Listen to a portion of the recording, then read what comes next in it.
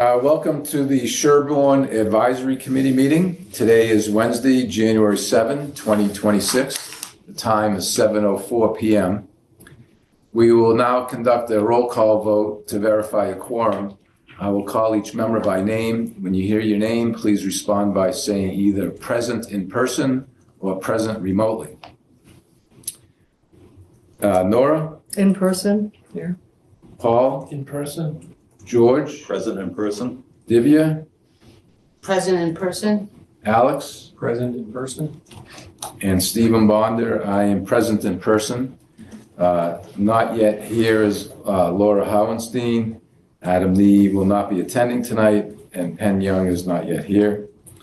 The roll call indicates that 6 members are present, with none participating remotely. Quorum is confirmed. The meeting is called to order at 7:05 p.m. Since all members are physically present, all votes during the meeting will be conducted by voice. The agenda for tonight's meeting is as follows. We open the meeting with a roll call vote. We're going to approve the meeting agenda. We may add items not reasonably expected by the chair 48 hours in advance. We will be reviewing and approving the minutes of November 5 and December 10. We will be hearing from Town Administrator Jeremy Marcet regarding the fiscal 2027 draft operating and capital budgets. We will be hearing from budget presenters from the General Government, Select Board, Advisory Committee, the Reserve Fund, Legal Counsel, Information Technology, Town Clerk, Elections and Registrations, and Sustainability. Also from the Finance Department, Accounting, Assessor, Treasurer, Debt Service, and Property and Liability Insurance. We will be hearing a revolving fund presentation for elder housing. We will hear capital budget presentations from Information Technology and the Select Board, and we will conclude with advisory committee reports. Are there any items to add to the agenda that were not reasonably anticipated at least 48 hours before this meeting and that require attention before our next scheduled meeting on January 14, 2026? Hearing none, I move to adopt the agenda as read. May I have a second? Second. Any further discussion? All those in favor say aye. Aye. Aye. All those opposed say nay. Any abstentions? Motion passes. The agenda will be accepted. Before I begin the formal part of the meeting tonight, I first would like to express my gratitude to the members of the advisory committee. We're going to be seeing a lot of each other over the next several months, and I want to thank you for your time, knowledge, and dedication to serving on this committee. So I thank you in advance for all your hard work and the sacrifices that you'll be making of your time and family, being away from your family and your personal hobbies and whatnot. So thank you for your willingness to serve. All right, Jeremy, take it away. Sure. I have some summary presentation to share with you on the FY27 draft budget rollout. This supplements the memo that I had prepared and distributed. I believe the advisory committee has seen that. So, I guess here's the memo up here, summarizing in detail the roll-up of all the draft budgets by all the budget makers. I have a presentation if I could have, if I could share, then it'll be a little bit more concise than this detail on the memo.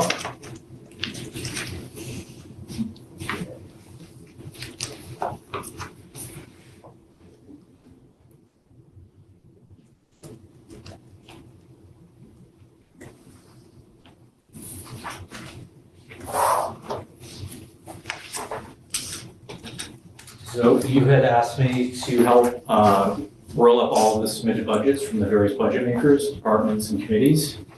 So Deb and I have done that for you. We did meet with a number of the budget makers ahead of putting this together as well to get a sense of their budgets. and have compiled it and summarized it in a memorandum. So gives you an overview of what your town budget looks like currently as submitted for FY27. So there are three main components of your expenses. There's the education, which is your local elementary school and your regional schools, and then Tri-County, Norfolk, Aggie, and Minuteman vocational schools. There's the general town government, and then there's undistributed expenses. The undistributed expenses are not tied to any particular department, but sort of overlap on all of them. They include like health insurance for employees of the various departments, including the local school department, the county retirement and debt service. Starting at the top there, education, the school committees have submitted their version 1 budgets for the local elementary school. In aggregate, they're showing a reduction in what they're proposing. However, that is because of an accounting change they're proposing for the out-of-district costs, moving what had traditionally been carried in the local school budgets for Dover or Sherborn to carry the out-of-district costs for special education, had been in the local schools for all grades. There's some guidance from DESE, the Department of Educational Services, to move those to regional budgets. I don't fully understand that accounting, but have a meeting with the superintendent and the finance director of the schools on Friday to better understanding that accounting change. But what you're seeing here is a reflection of that accounting change, moving out of district costs from local elementary school to the regional assessment. So though it shows a reduction in the elementary school or local schools, it's actually a 4.43 increase in actual local school and elementary funding, moving about $700,000 in out-of-district costs to the region, increasing the out-of-district costs by an additional $431,000, about a 62% increase in the out-of-district expenses for special education that are moved to the regional school assessment, and then just the regional school assessment outside of special ed is showing a 6.22% increase in the budget. So that's really what's reflected there, though moving the numbers around reflects differently in the real life. Town government is showing a 7.8% increase from FY26 to FY27. And in the undistributed expenses, health insurance and retirement, Middlesex County retirement assessment are the two budget drivers. The health insurance provided to employees and retirees is provided through MIA, the Massachusetts Interlocal Assurance Agency. They've advised that we need to budget for a premium increase of 15% for FY27. That's what's reflected in the budget here. The select board have initiated a process to impart some plan design changes for the health insurance offered to employees that may help mitigate some of that increase, but that process will play out over the next couple months. The county retirement assessment is an assessment that is mandated from the county retirement board to give full pension funding of the unfunded pension liability to have that fully funded by 2036. So this is the town's assessment that's given to us to pay. The debt service increase is a reflection of the projects that were approved at last town meeting. It's carried in the budget, though is not part of your levy calculation because that debt was approved as exempt debt. Overall, as presented, the draft budget for FY27 is about a 7.5% increase over FY26. The approved budget for FY26, approved last spring in the current fiscal year, for comparison, was a 3.5% increase. So, as currently proposed, more increases proposed for FY '27 than were for FY '26.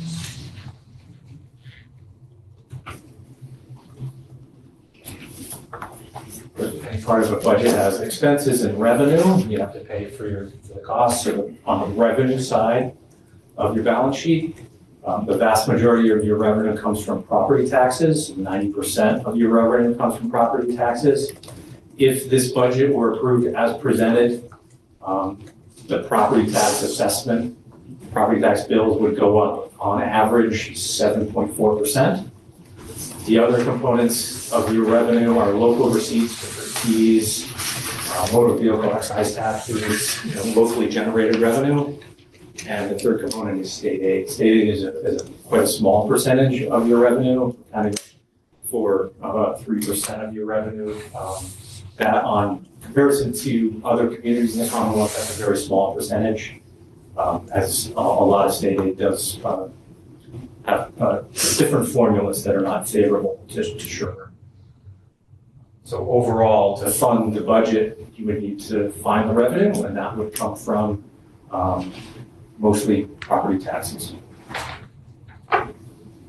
Speaking of property taxes, and municipal budgeting, it's governed by Massachusetts Proposition 2.5, which you may have heard of, but how does that work? Massachusetts Proposition 4.5 allows a community to increase their levy limit by 2.5% from the prior year's levy limit, and add new growth, and then becomes your new levy limit. Then you add any debt exclusions or overrides to come up with your maximum allowable levy. And then that's your maximum allowable levy. As presented, this budget would be over the maximum allowable levy and would reduce your so-called excess levy capacity. I don't recall talking about this in prior meetings, but the excess levy capacity is the difference between your levy and what we've actually levied. Sherborn, for a number of years, has had excess levy capacity, meaning we have not levied to the maximum, have not used all of your available property tax revenue because you haven't needed it.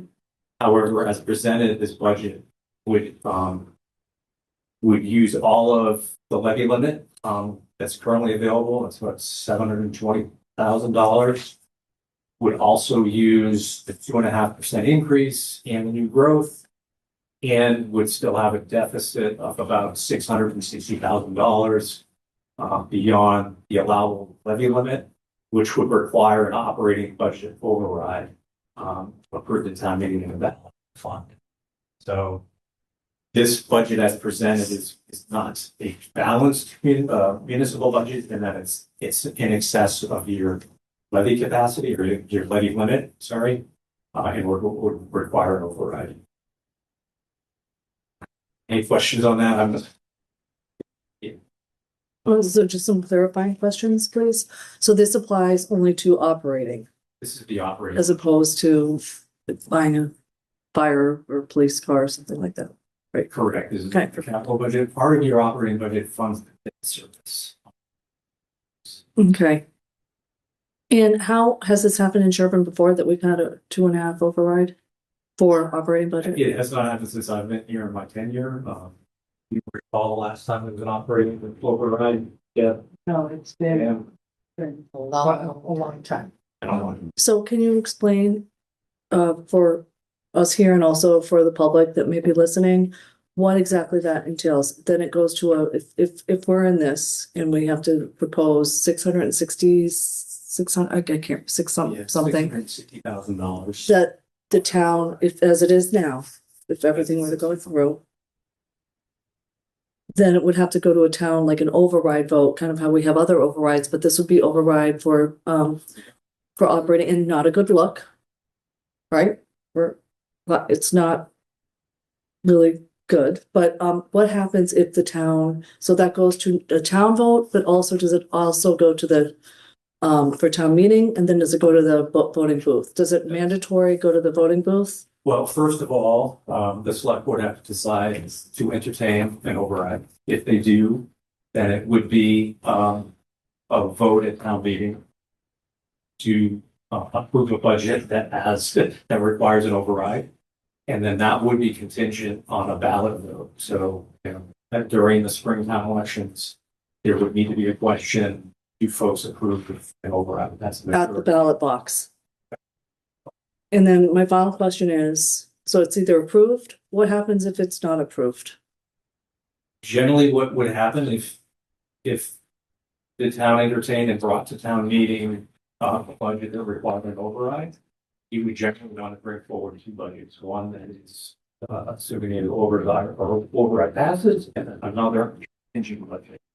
So if that override did not pass to the ballot, then you would have a contingent budget that would go into effect here. Who writes the contingent budget? You just press harder on, I mean, I'm just curious how, because you would, The town, well, the town government's in Sherborn is unclear who owns your budget. It is. that's why I'm asking this question. So that would be a consensus process. I would assume the town meeting approves your budget. So if you were asking town meeting to approve a budget that didn't require an override, I think they would be looking to advisory, the select board, others for recommendations on what that budget looks like. Right, that's, thank you. That budget would need to be $660,000 lower. Lower, which is about 1.7% reduction in what's proposed now.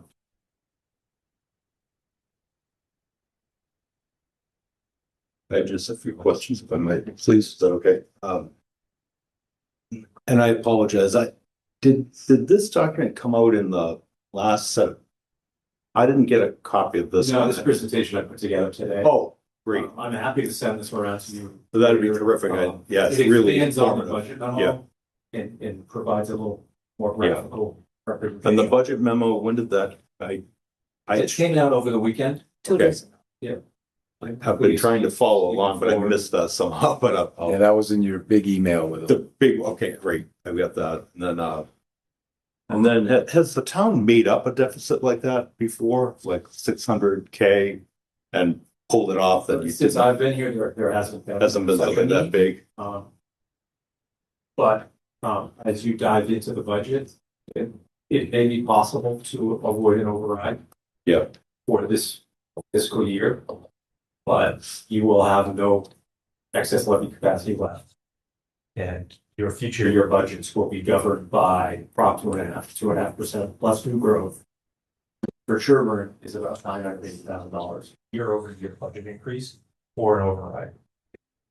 Then just one question on you don't have to pull it up, but on the part that you had about the accounting thing with the Pine Hill School, did that accounting change show up in the 1.8 from the regional, or? Yes, let me just go back. Yes, Okay, so that 15%, 15.75% increase for the regional assessment includes shifting the out of district costs to the region and a 6.22% increase in the regional assessment. okay. Did Dover have the same type of accounting change for the elementary They did. that it showed up in the They did. 1.8? Their assessment is different based on student population. Their assessment didn't go up quite as much as Sherborn's. That's been sort of the trend the last few years. Generally, Sherborn's enrollment has not been declining as fast as Dover's enrollment. So the one, Costs have been shifting a little bit more to Sherborn, even though Dover still pays a higher percentage. so the 1.8, it's not really real from the regional, is something less than 1.8. I mean, It's what Robbie Peters what big school ball, but committees it's, have proposed in the Yeah. Virgin One budget. This is what they would be asking for at town meeting. yeah, what I'm saying is though, from the regional school system itself, the middle school and the high school, could be something less than the 1.8. It's, in other words, they're taking the burden of that accounting change from both towns, right, from the elementary, or do you know? You know what So I mean? In can I- other words, is it 1.8 plus some accounting difference, or is it Let me jump in here for a second. So there's in district and there's out of district. Right. Prior to this fiscal 27, all the out of district was included on the town Pine Hill School budget and none on the regional budget. So now that the folk who participate in grades K through 5 remain in the elementary school budget, but those that are 6 through 18 or 20 are now in the regional budget. But in the aggregate, they're still between the two. It's just being shifted from out of the Pine Hill budget and into the regional budget. Yeah. So last, The state one. this current fiscal year, FY 26, the elementary school line had out of district costs $694,000. That has been shifted and added to the new total for out of district costs. It's 1.125 million, which is carried it now in the regional school assessment budget line. Yeah, so the actual budget for the regional school itself, other than that, Is up 6.2%. Net, That's net of the, net of the transfer. Budget went up. oh, so it's still a significant It's a big increase. Yeah. Compared to last year, yes. Last year, the regional schools were up 2.3%.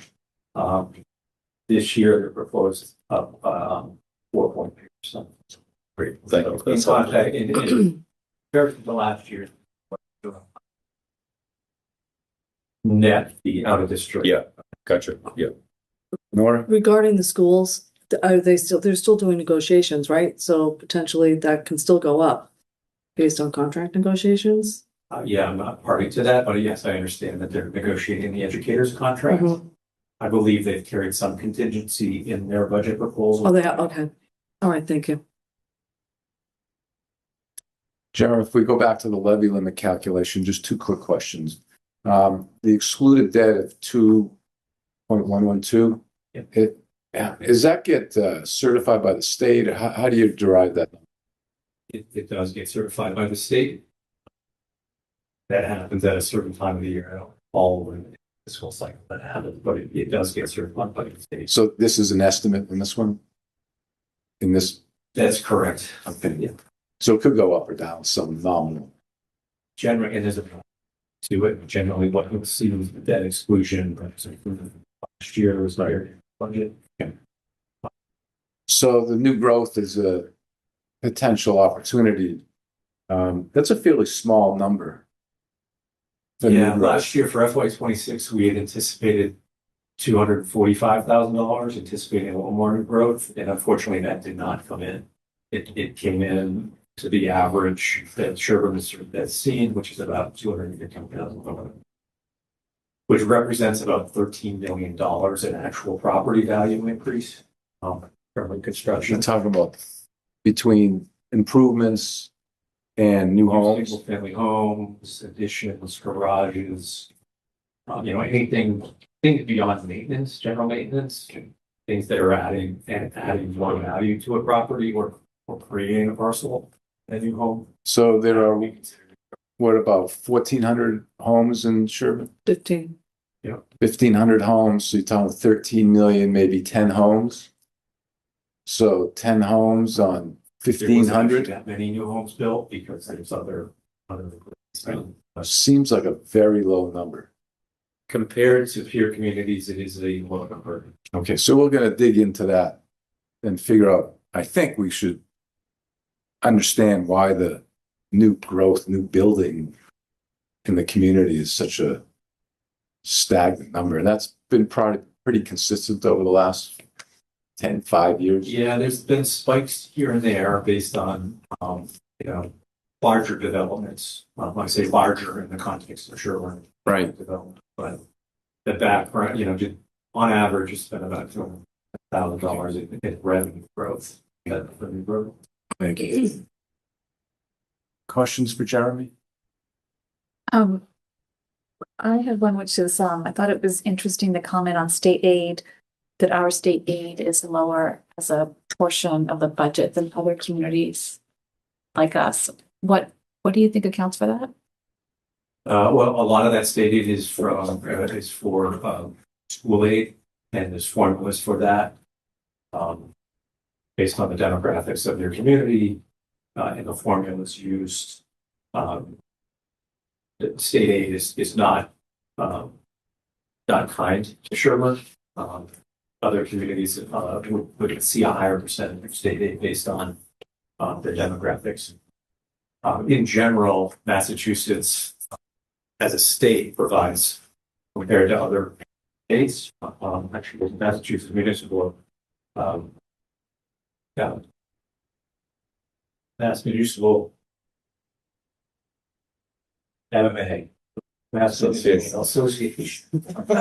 Recently did a study and found that Massachusetts down in the 50, close to 50 amount of state funds that are provided. It's quite well compared. So Percentile or it's bad number to start, 50? And then Sherborn does not get a good performance. Based on this number. 50 percentile or 50 in this? Number 50th. In the Yeah, that like 50 out of 50 states. Yeah, yeah. It's quite low. They're probably not getting it.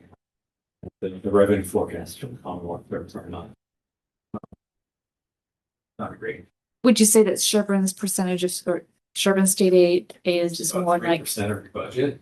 is that more sort of akin to say maybe Carlisle or even Dover, or do they get more? Somewhere, Dover would receive more state aid, they have a higher population. Carlisle probably similar, the way they probably receive a bit more state aid. A community like Millis would receive a higher percentage of state aid budget for their budget. I guess the question is on a per capita basis. Per capita, you're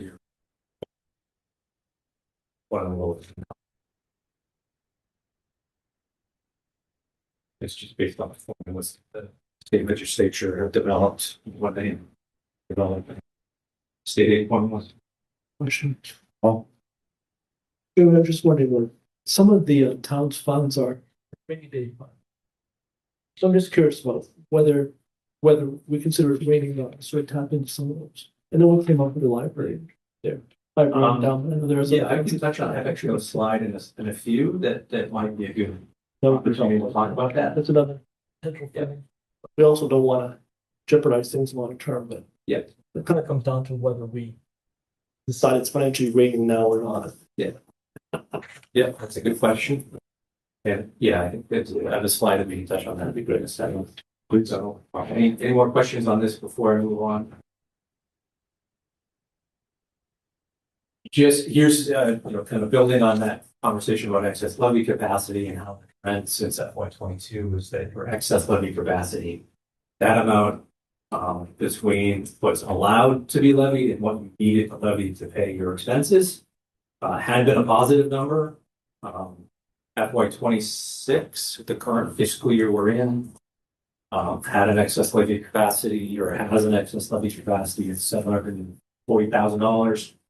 The proposed budget for FY27 would utilize all of that and more to fund it.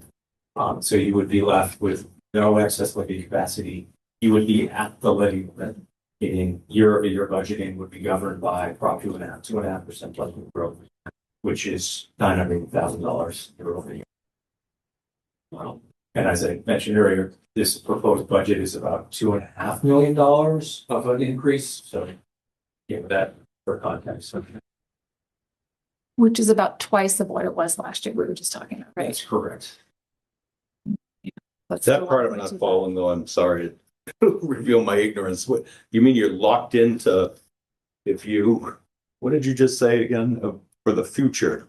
If you, Once you're at the levy limit, yeah, without an operating override, okay, you can raise the amount of your property assessments by 2.5% over the prior year and add in new growth. yep, That's the limit that you can increase your budget by. without having an operating override, as discussed earlier with that at all. That would be your year-over-year increase. Since you would not have excess levy capacity to utilize. Yeah. Gotcha. For comparison, that's about $980,000. As currently proposed, this budget is an increase of $2.5 million. So FY26 increase was about half of that. So it was about $1.4 million or so in increase, which was still over 980,000. Yeah. But not that big an increase. So what is your budget? Who gets what of your budget? Here, this chart shows where your budget goes. About 60% of schools directly, about a quarter to general town government, including public works and public safety, and then about a quarter to insurance benefits, debt and interest. Insurance and benefits and debt and interest, a portion of that is allocated towards town government and some towards the school department for the educators and other employees at the high school. Have the health insurance benefits and other benefits through the town budget. And there's also school debt that is included in that debt. So just showing you who gets what of your budget goes. Diving a little deeper into the town budget. And a summary of the overall increase for education on the town government budgets. I mentioned it's up 7.85%. That's made up of salaries and expenses and of increases. A little more detailed on the undistributed expenses up 8.5%, mainly driven by health insurance and retirement assessment. I made a note here in the expenses on the town government side. There are two large increases currently proposed. One is an increase in the assessment or the charge for the regional emergency applications. That's $168,000 increase. That's governed by an intermunicipal agreement that we have with the town of Holbrook to participate in the Holbrook Regional Dispatch Center. So that's under contract or contract related to that increase assessment. And also currently included in the draft budget is a $200,000 increase in the town building maintenance operating budget as a result of some recommendations that were put forward by a consult study that was recently completed. So absent, if you sort of take those two large items out, the town government budgets are up 3.63%, which is on par with what the increase was going into FY26. So those two, separating those out to point out those two large expenses are really driving the increase in the town government increase. And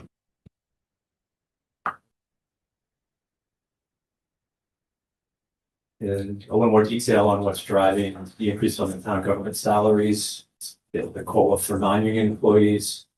There is a reduction in the assessor's budget for the director of assessing position, reducing that workload from a 35 to a 24-hour week position, increasing the number of hours to make our elected town clerk, which has now become an appointing town clerk, a full-time position.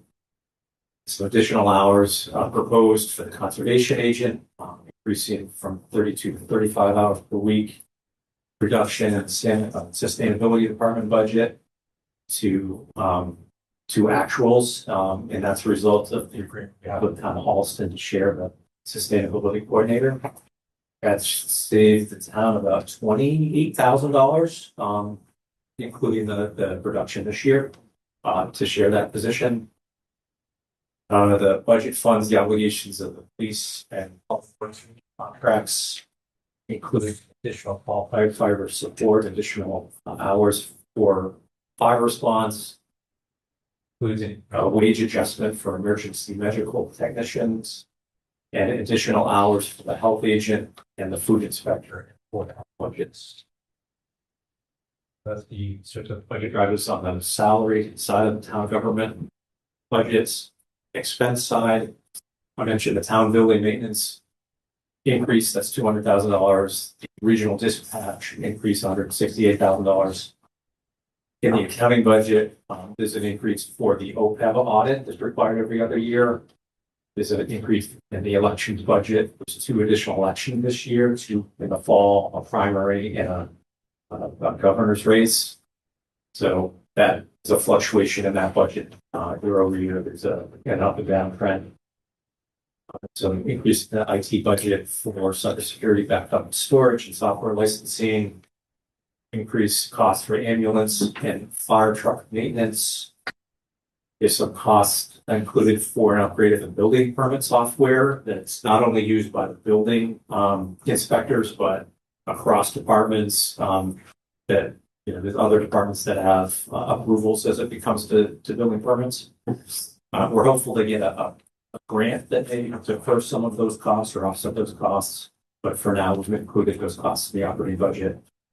The cemetery commission has reduced their budget by about $15,000, and the recreation commission has reduced their operating budget by $12,000.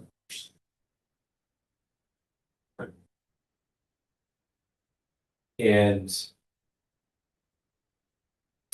on the point of the rainy day funds, here's a summary of every year the town has put contributions into the OPEB trust and the general stabilization account, the capital stabilization account, and has used free cash to fund capital budget. As currently put together, this budget still includes contributing to those funds. And the fund balances as of November 30th, 2025, shown on that far right column. Yes, there are funds available in your stabilization accounts. I wouldn't recommend that you tap into your general stabilization account at this point. I do not believe it is time for that personally. That is a decision for the town to make. And I would still recommend that you fund, put contributions into the OPEB trust. However, your capital budget, your capital stabilization fund has been increasing in value, so that is a source of funding to offset your capital. So you might want to entertain starting to draw some funds out of the capital stabilization to fund capital projects and maybe offset some of the debt post.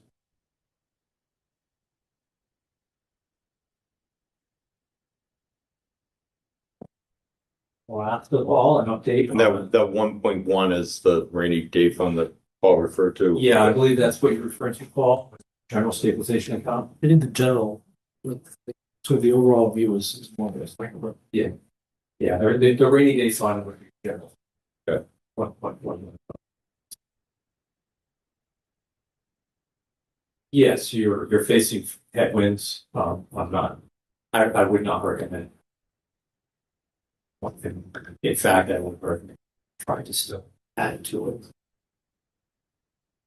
And why is that? Yeah, I was gonna say. Because maintaining those balances helps with your rating. So when you go borrow sponsor projects, you rated that borrowing is rated. Currently, you have AAA rating. Once tapping into stabilization would show financial weakness and may impact your rating and increase the interest rates you'd be charged for. What's 2.5? So that's one reason. And two, I just gotta figure that as scary as this looks, it's not time yet. How do you know when it's time? Let's hope it's not time ever. I guess I'm just trying to get a sense of what that looks like. What does it look like when it's time? What would that look like? Maybe all of your state funding goes away for some reason, or it's reduced. Your state aid is reduced. Maybe in that sort of more prolonged economic downturn. Okay. So where essential services start to get cut and you just really need to, okay. What I would say, non-essential services get cut. Essential, right? We still need police, fire, road maintenance.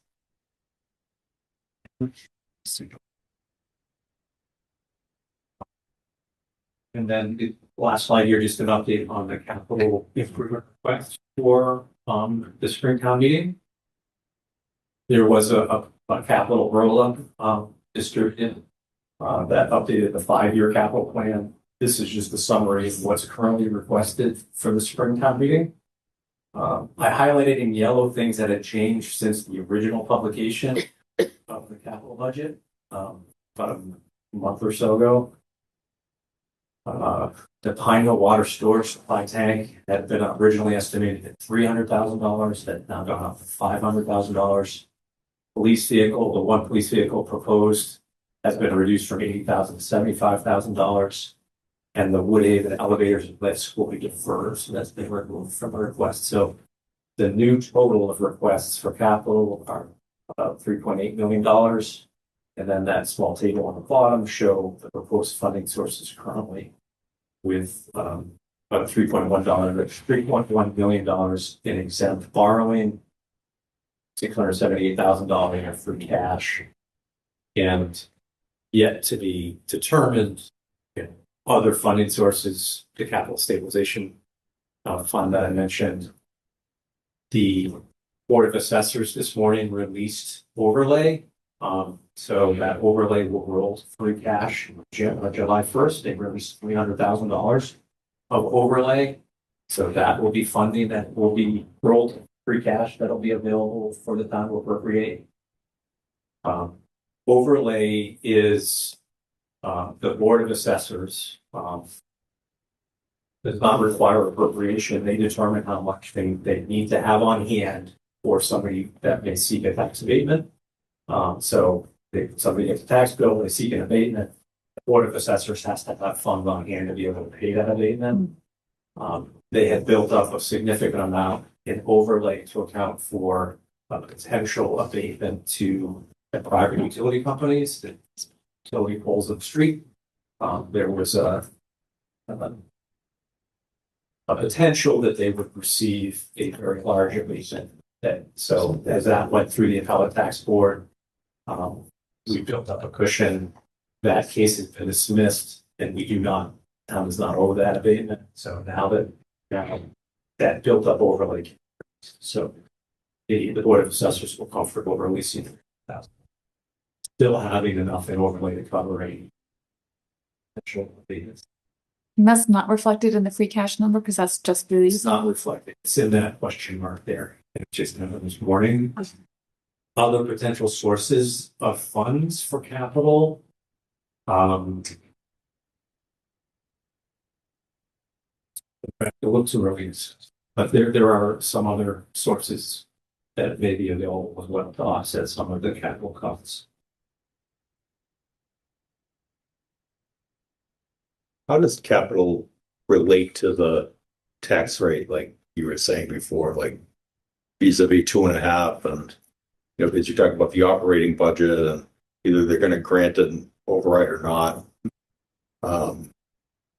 How does the capital part affect that? Sure.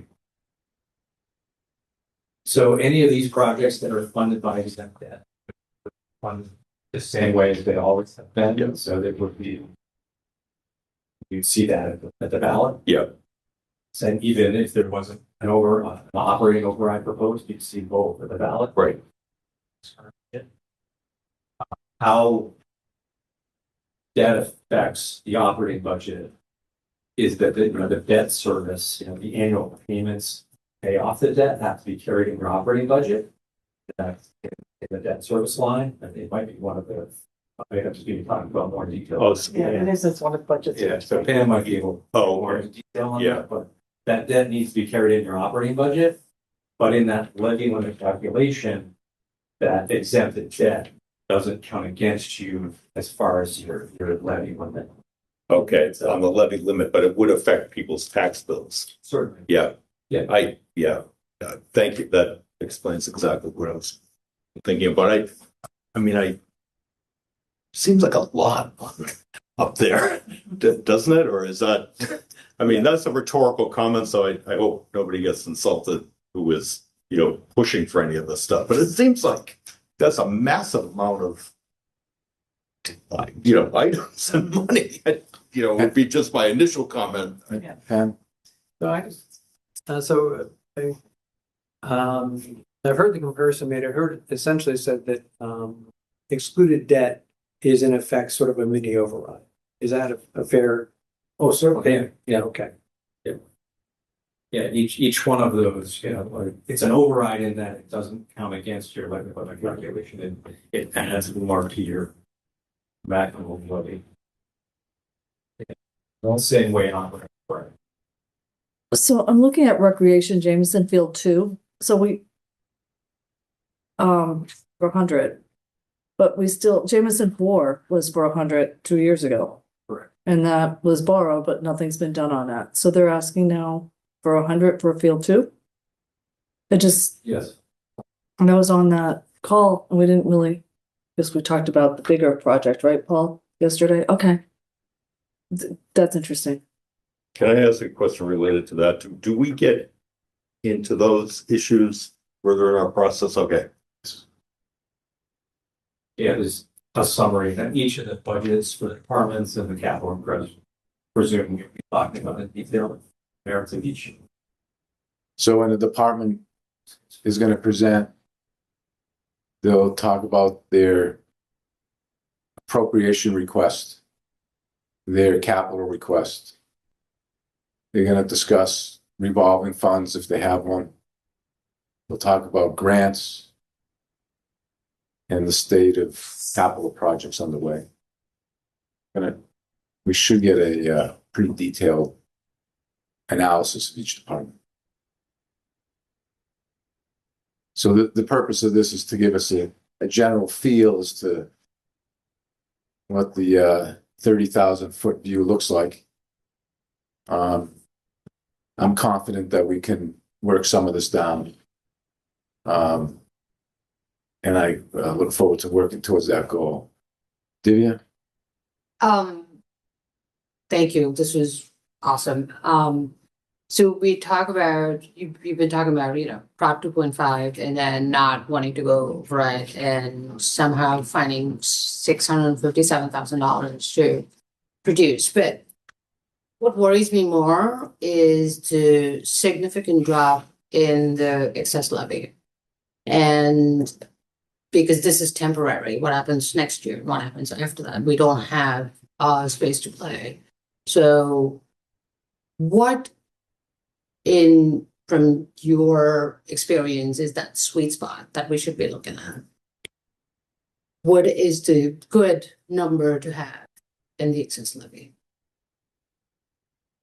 I'm not sure there's a sweet spot per se. I mean, there are many towns that are at the levy limit, and they've been at the levy limit for years, and that's just the way it is for them.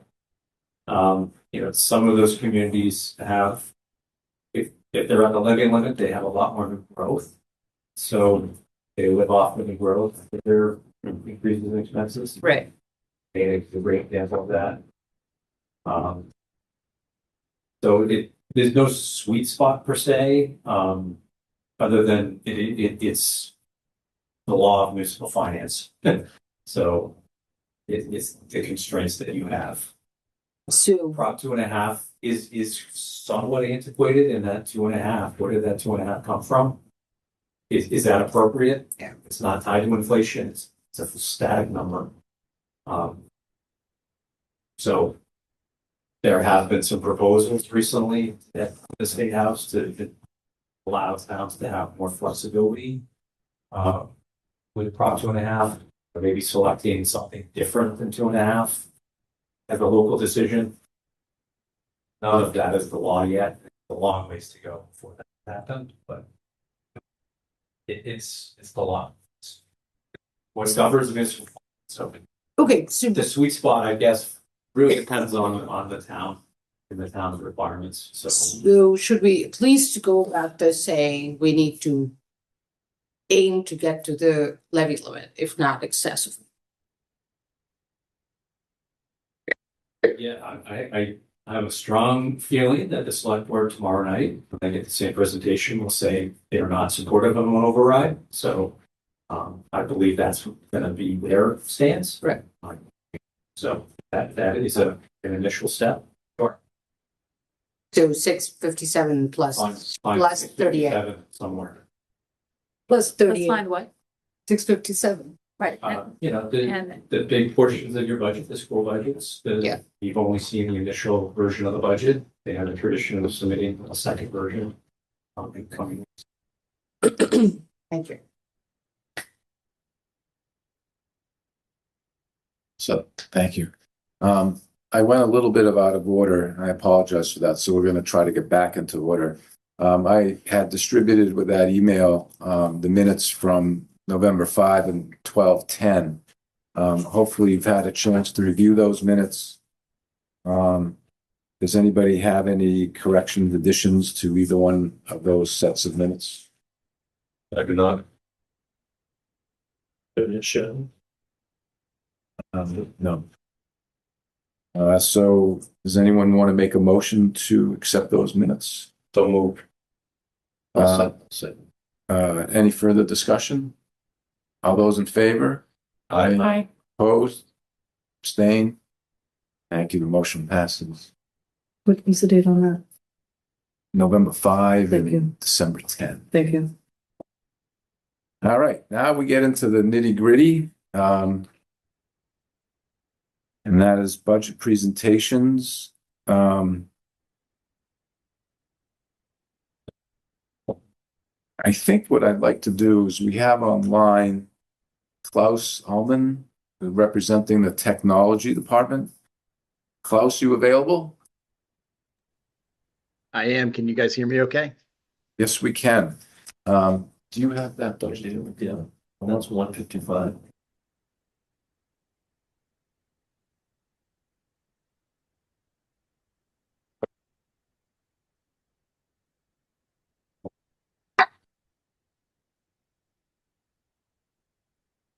So Klaus, you want to take it away?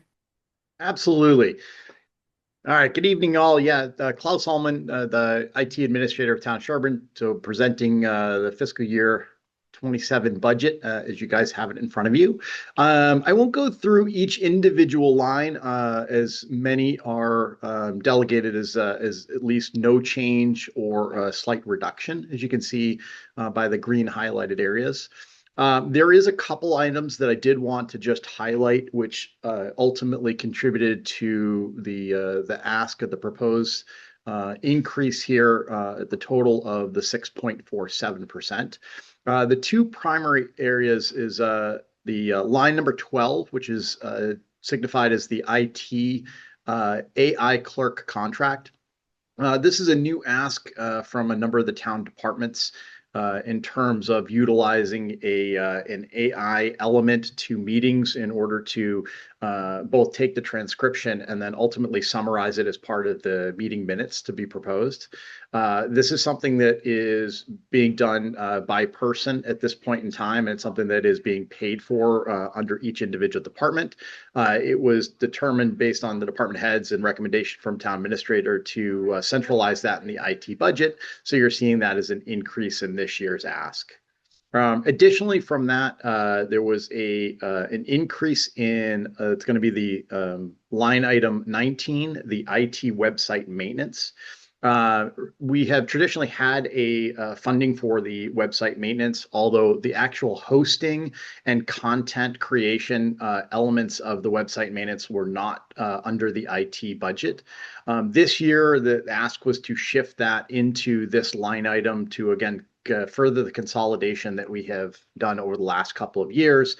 So you're seeing a fairly significant increase in that particular line item. Beyond that, there has been some upgrade of charges, particularly line 18 for IT cybersecurity. This is obviously a continued huge focus for myself and the department in terms of protecting the town's assets. And so obviously we continue to put resources towards that.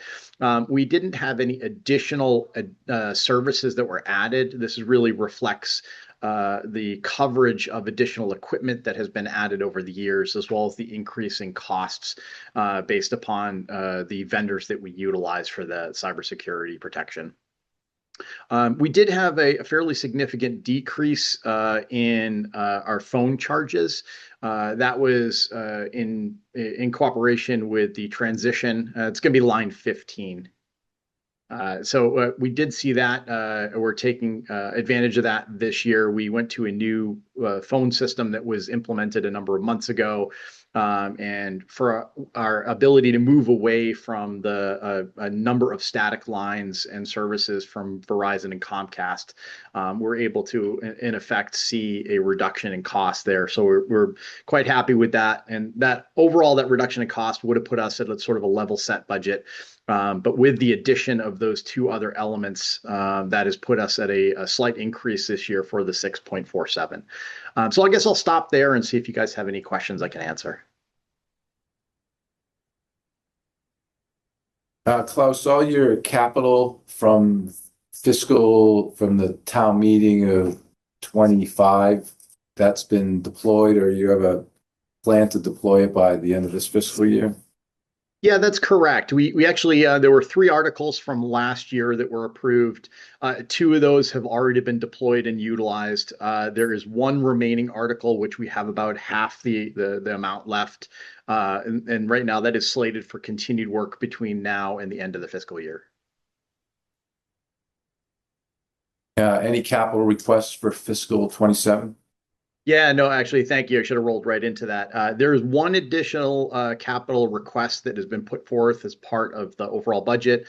That's going to be for $30,000 ask, and that's for additional replacement of aging equipment from both a server and individual PC and workstation perspective. There currently is no sort of line item plan within the IT budget for sort of the normal replacement of equipment on a per year basis. So what we've tried to do is work with Jeremy to develop a plan over a number of years to have some of that equipment replaced and doing it in a capital ask. So that we have done that in the past. We're asking for that again this year. So that will be part of the budget that we're putting forth. Was that in your summary? 30,000? That capital? Yes, it would be. Yeah. Thank I couldn't see it because it was so small.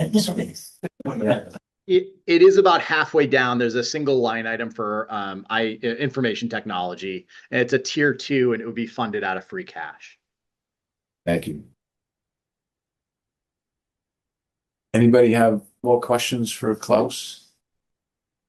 Excellent presentation. Thank you for the detail that you presented with your budget request. Very well done. Thank you. Thank you, guys. As always, I'm always available if there's any other questions or you want more color on any of the items. Happy to meet offline. All right. First one down.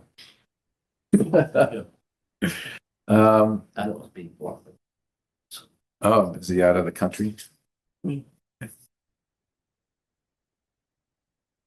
Why don't we move on to the finance department budgets? First one being the county and finance department. Who's presenting that? Well, that's me. Hi, Deb. Yeah, we're pretty straightforward. We did have a couple reductions. I had last year an 8-hour administrative assistant budgeted for my department. We went the whole year without her, so I didn't budget her, or he or she, for next year. So there's a reduction there. Right, 135. Yes, I'm sorry, you said it.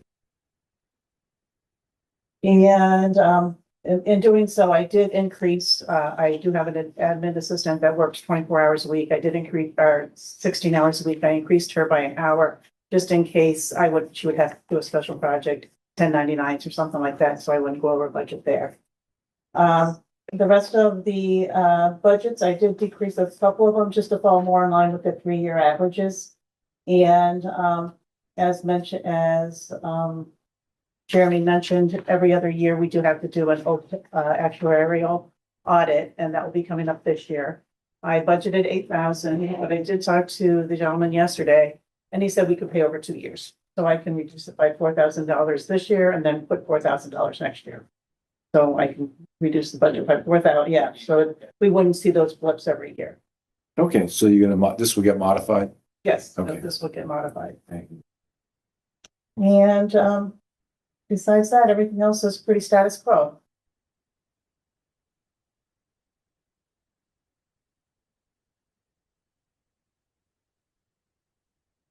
So there was one assistant for 8 hours, but that's no longer you. There's another admin person from 16 to 17. Yes. Right?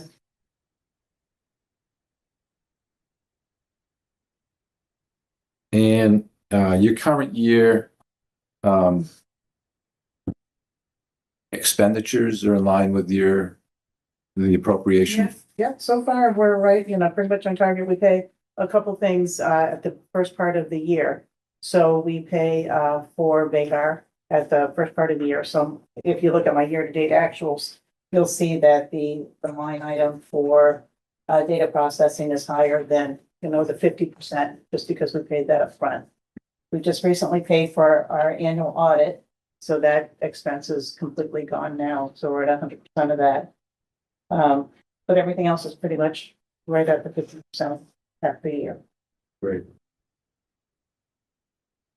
Any questions for Deb on this one?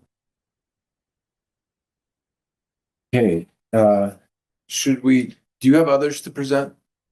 The only other one was property insurance. You want to do that one? So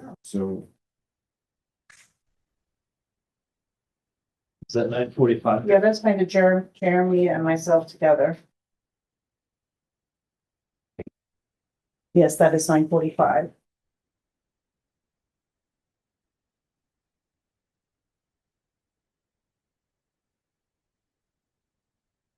So this is the insurance for the entire town. And our carrier suggested a 6% increase. So instead of taking a 6% increase over last year's budget, this reflects a 6% over our actual, because our budget was a little bit higher than what our actuals came in at. So it's not a total of 6%, it's a little bit lower than that. We did just recently have a property valuation, and they told us to add about $6,500 premium for that for next year. So that's included in here as well. So year-to-date expenditures, are those for all the policies for the Yeah. entire fiscal year? So last year's budget was 258. It looks like the actual is 223. That's correct. So your next budget is 106% of 223 Yes. plus the 6,500? Yeah.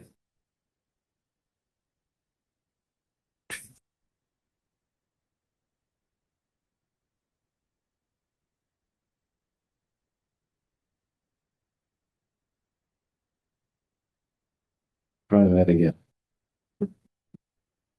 223 minus 1.06 plus 6,500. 242. This is 261. We did receive a few credits, like if some of the employees take certain classes and things like that, we do receive some credits, which was not included in the year-to-date actual. When you take the total of the year-to-date actual, it's reduced by those credits. I didn't include that in the actual cost because we don't know if we'll receive those again next year or not. So that's about $18,000. Give or take, when you said, Jeremy? Yeah. Is it that much? Based on training that folks take, we try to take advantage of one. Yeah, good. Okay. I will say that 6% is probably us. About a month or so, what the actual ratings will be. That's the budget estimate they gave us what last we went with mine. And mine is also the carrier. Good. And all these policies run concurrent with the fiscal year, all the policy terms. That makes it nice and easy. Okay. Are there insurance policies elsewhere in others' budgets? No, it's not. So this budget includes all the vehicles, DPW vehicles, Yes, police property vehicles. insurance, vehicle insurance, the police, fire, accidental death, disability insurance, bonding for treasure collector and clerk. Are all in this budget. Good. So other insurance, health insurance would be an employee. Property insurance, equipment insurance, it's all covered here. Any other questions on insurance? Thanks, Tim. But one of the town buildings, including Pine School, is property insurance for fire.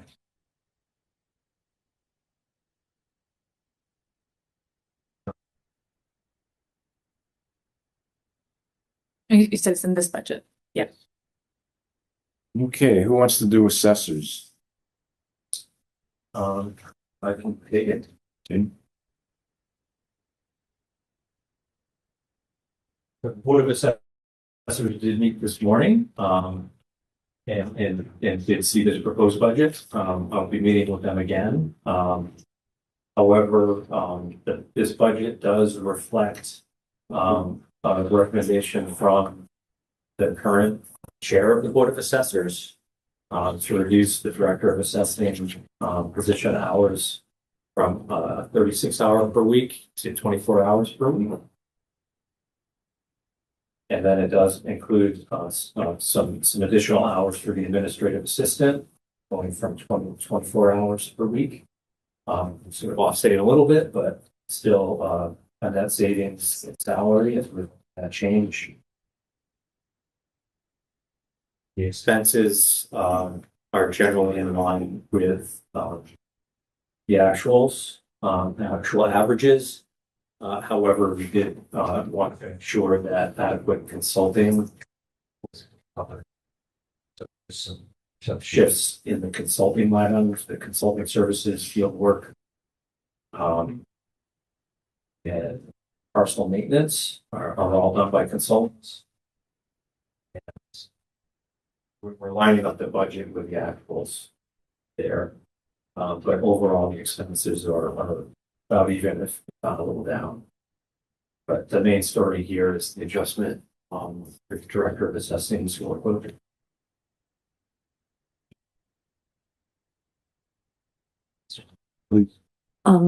Is there somebody hired or how is that? She is currently Idea of one? Have there been what we've been applicants trying or? to do, one of the recommendations, and one thing we've been trying to do when vacancy like this come up, if it makes sense, is to share services with other communities. The assessing function is, in my opinion and others' opinions, very right for that, to share that effort with another community.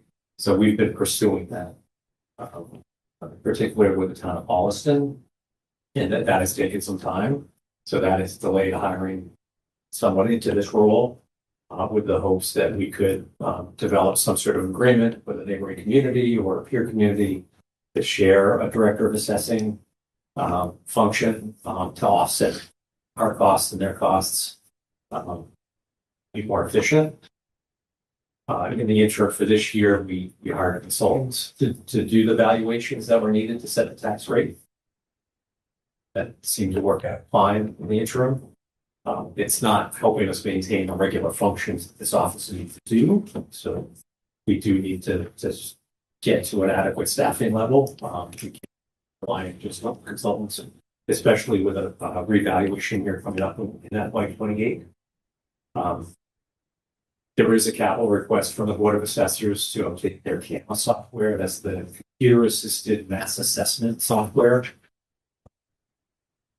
system that's on the network. Downstairs, non-cloud-based, is old. It's reaching its end of life, and soon the vendors will be telling us they're not going to service it anymore. So maybe we will look for something Does Holliston would use be that one? cloud-based, which would also allow us to better share that service. It's a cloud-based service, and our Director of Assessing in our office and our community. So lines up.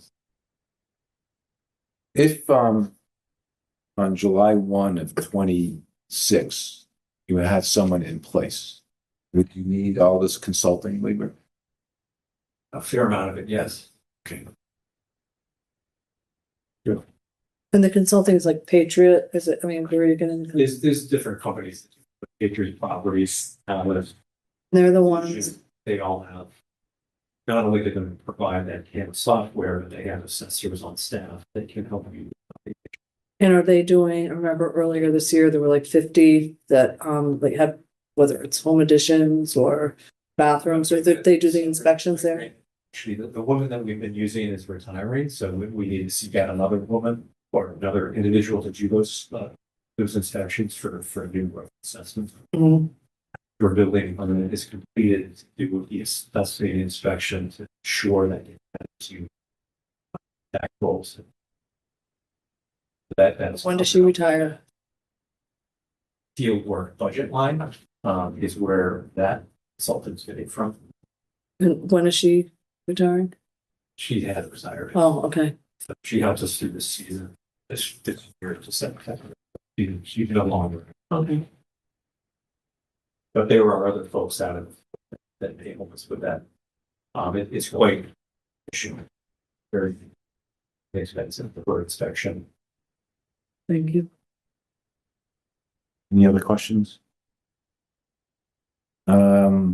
Treasurer, Lecter. Yours? 146.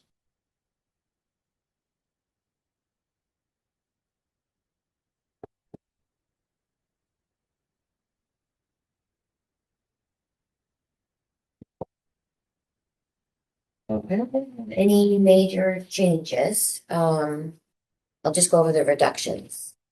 I reduced tax title a little bit. It's always a guess of who's gonna go into tax title, who isn't gonna go, and I thought we were gonna have a lot. Last year because of COVID and all that, and we haven't, so I reduced it, so I've probably jinxed myself and a whole bunch of other people for FY 27. I also increased travel and lodging as Tisha will be sitting for our collector's exam that year, which is one night stay at school. And the big increase is that I did not have my QuickBooks in my budget for the previous years, and that's almost $1,000 a year for QuickBooks, which I use for our cash management system. That's really it. Everything else is about the same.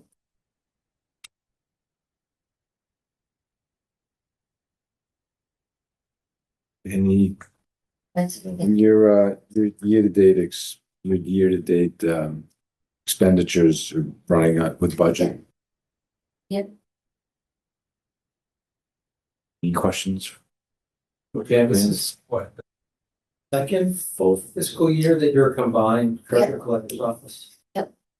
Prior to that, there were two separate budgets, one for treasurer, one for collector. They were combined. The positions of treasurer and collector were combined. There was some efficiencies gained by that.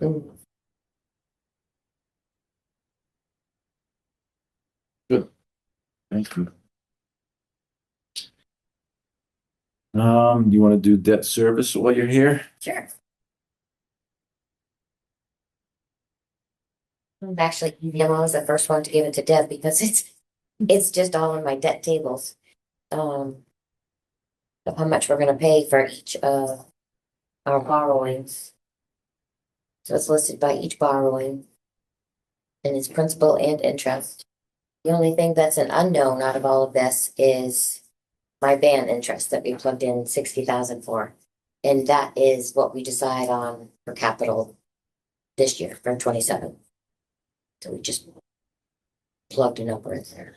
So in September of 25, you raised all items except maybe the fire truck approved through town meeting. Through, That I borrowed? Yeah. I didn't borrow all of them, no. so there are a few open capital items that haven't yet been, Right. do you know what those are by any chance? I know that one of them is the fire truck. Yeah. Well, I'm just looking, yeah. Statement of intent. Oh, yeah, ambulance, yeah. Yeah, but that doesn't really show. There Is is, it DPW truck or something?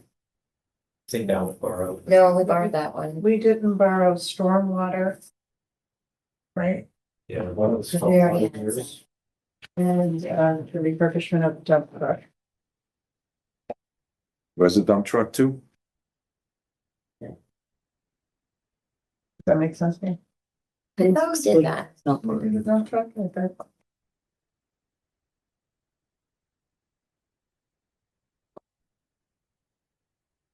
I have to go down and get it. I can send it to you. Yeah, please. Yeah.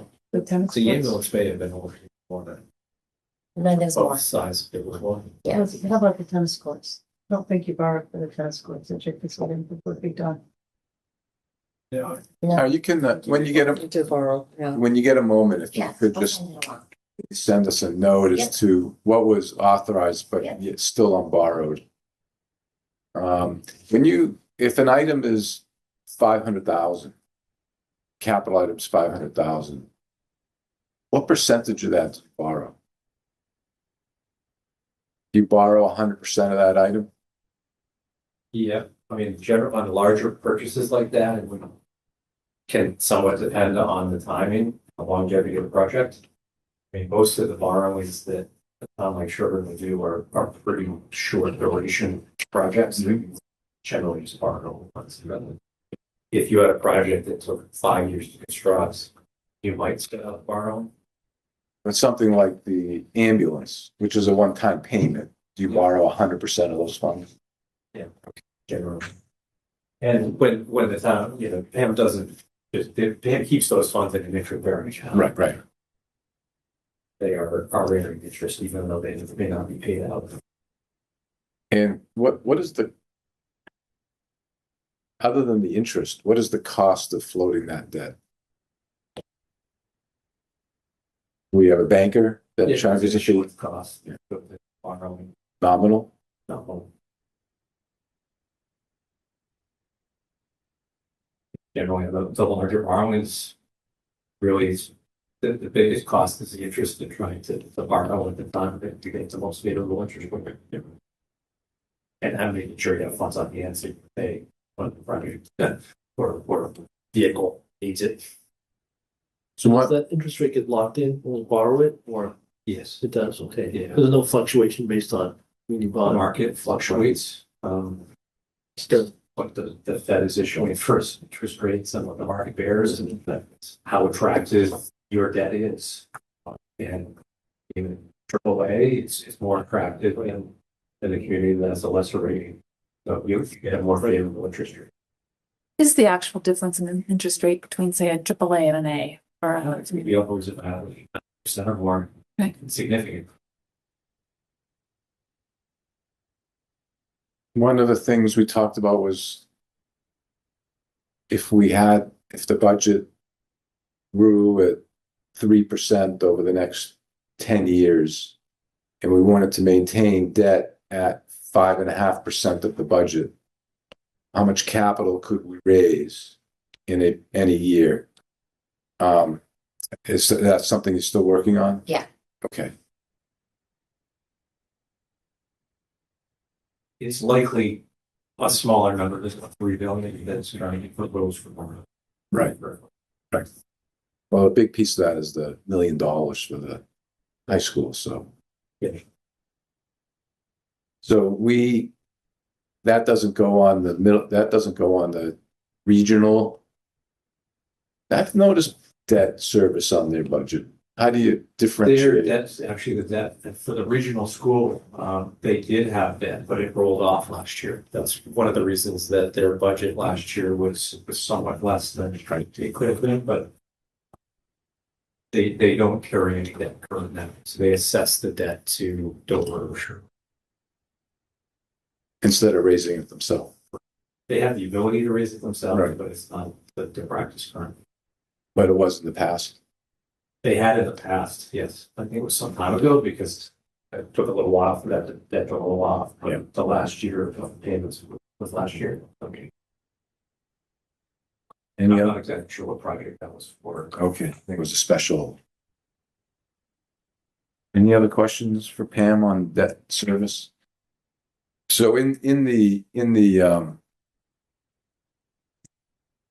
appropriation that's voted on by town meeting is an amount of money to cover principal and interest payments. I mean, it seems odd because it's a balance sheet item, but it's part of the appropriations and expenditure. That's why it appears in this budget. Okay, nothing else, Pam, on this one? All right. Great. Covered those finance department ones. Now we can move on to the general government. Jeremy, you want to do select board first?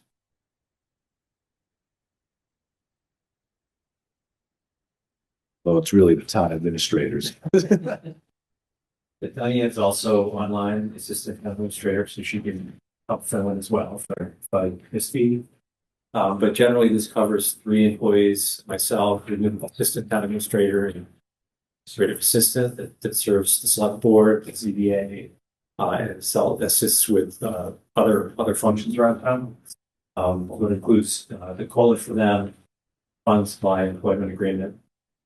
Also includes the Senior Citizens Tax Credit Program. That's a town-wide program that allows seniors to help and work, get about $15 per hour.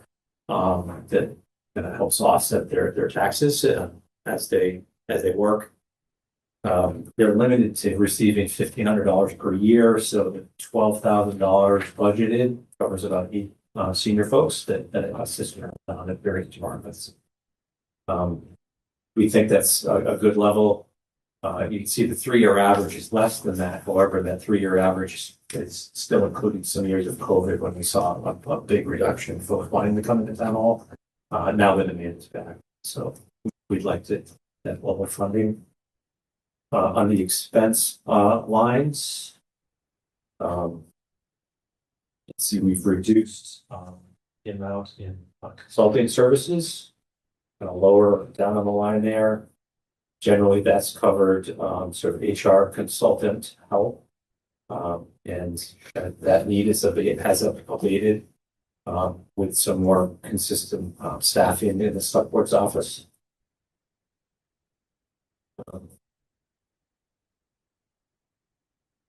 I just want to note, I don't mean to pick on you. Sure. I think that the budget for fiscal 26 for your line item was low. So when we comparing 26 to 27, it's not that large of a jump.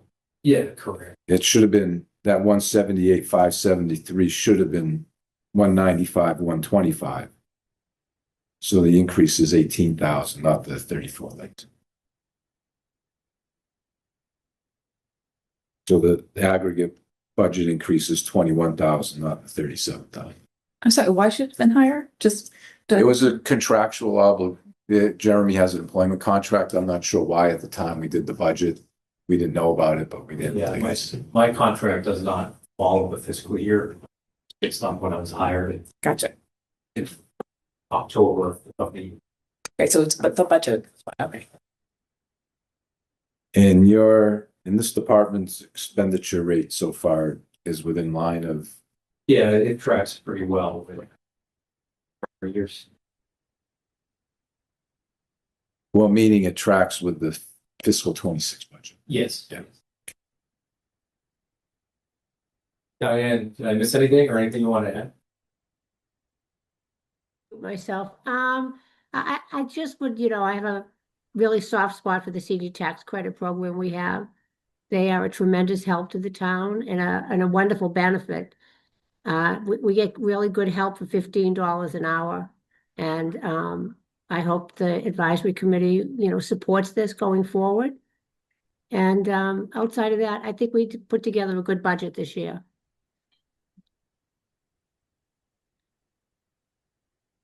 The postage line seems to have gone up quite a bit. Speak to that. Yeah, that is in an attempt to get it up to the average.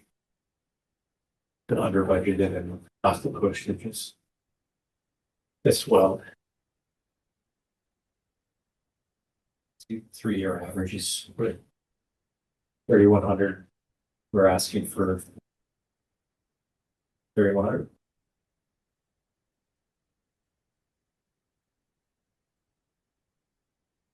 Do you have any grants under your domain? Yes, so a number of things, when there's no clear department that's responsible, it rolls up on the select board's budget.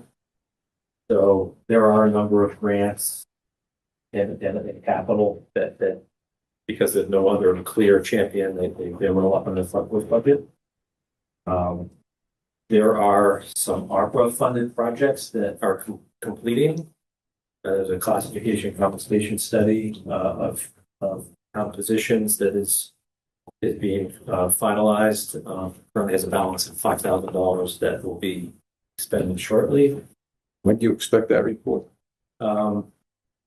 We have a meeting with a consultant later this week. And then after that, hope to wrap it up fairly soon. Sending the findings to Diana and myself.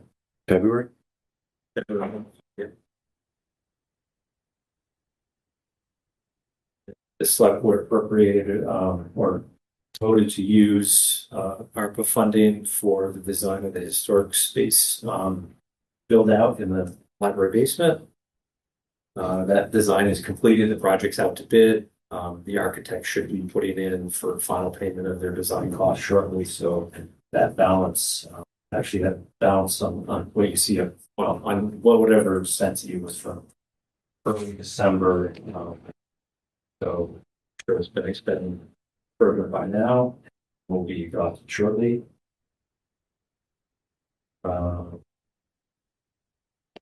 That's balance.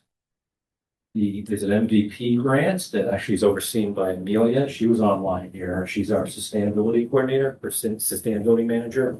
That's the municipal vulnerability preparedness plan grant that was received for $100,000. She's overseeing that. Still a balance left there. That project and the consultant to help us with that to that plan. There's still another 6 months or more of that process to go through. Once we complete that, it'll open up a number of grant opportunities. State grant funding. But we need that's plan completed to unlock the door. Everything else in grants has been expended. Capital requests. There was a request from the Open Space Committee at last town meeting for funds to help in publishing the Open Space and Recreation Plan. That was a $10,000 request. Apparently they haven't spent any of those funds as of yet. It's funded by free cash. Town hall meeting room furnishings was funded. Those funds have been expended and we're sitting in those chairs.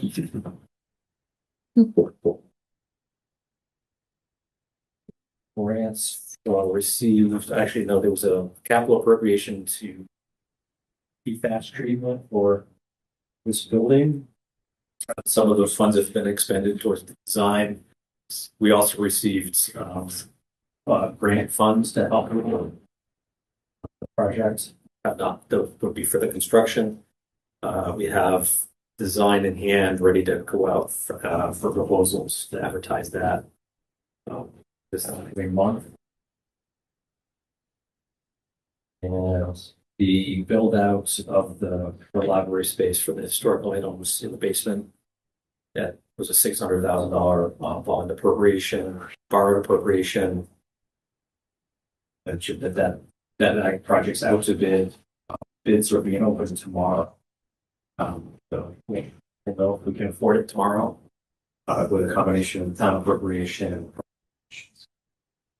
that funding will, we can afford to enter the contract. We'll start to expend those funds shortly. Is it an online Zoom meeting or physical in-person meeting? The bid opening? Bid opening is actually we're using, it's an online opening. It's through an online service, so all the vendors have to submit online through a certain time. So, yeah, it's a vendor. Do you know when that will be published or available? Shoot, when is that opening? I feel like it was in the morning. I think it's like 11 o'clock. So shortly after that, we'll know how the bids came in Tomorrow morning? tomorrow morning. So some of those, is the GC aggregating all the subs in or? Yeah.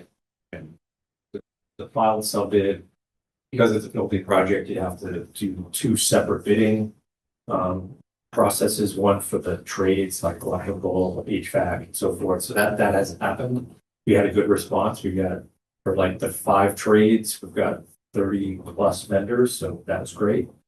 Then the GC must use those bidders, the sub bids that file in their general bid and add to that. But the general bid will be on one number. There'll be one contract with the general here. Contract. So those trade bids, did they come in as expected in the budget? Yes. Good. And the private donation hasn't, It has been. has, good. Was that December the 31st? No, Yeah, but I think that was a check written as December the 31st. I think they got the bonus of Well, donation. there is one account that has a large sum of money sitting in available. And the 600 was already appropriate or Already. How much was the private donation? We received a check for $400,000. And there's more money.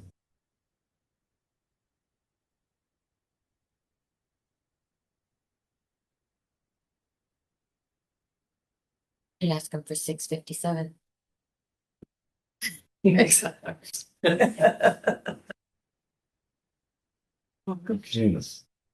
Any other questions for Jeremy on behalf of the select board? Okay, next one, advisory, us. I put that together. And it's a 34% increase because I thought we should get it. It's all postage. We'll put postage in line with what we expected it to be.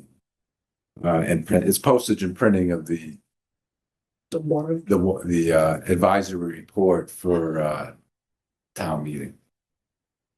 Any questions on that one?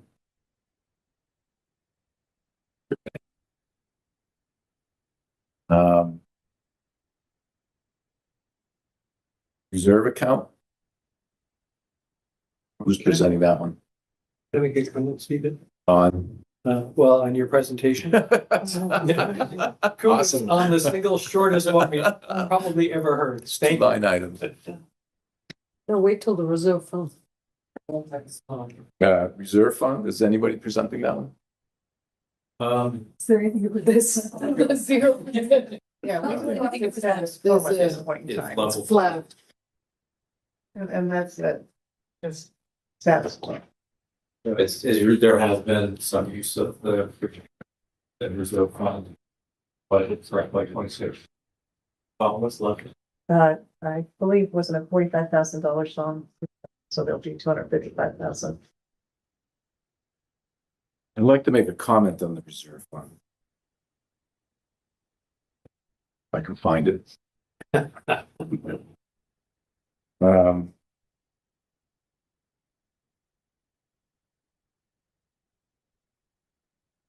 My understanding of the reserve fund is to provide for extraordinary or unforeseen expenditures, whatever those definitions are.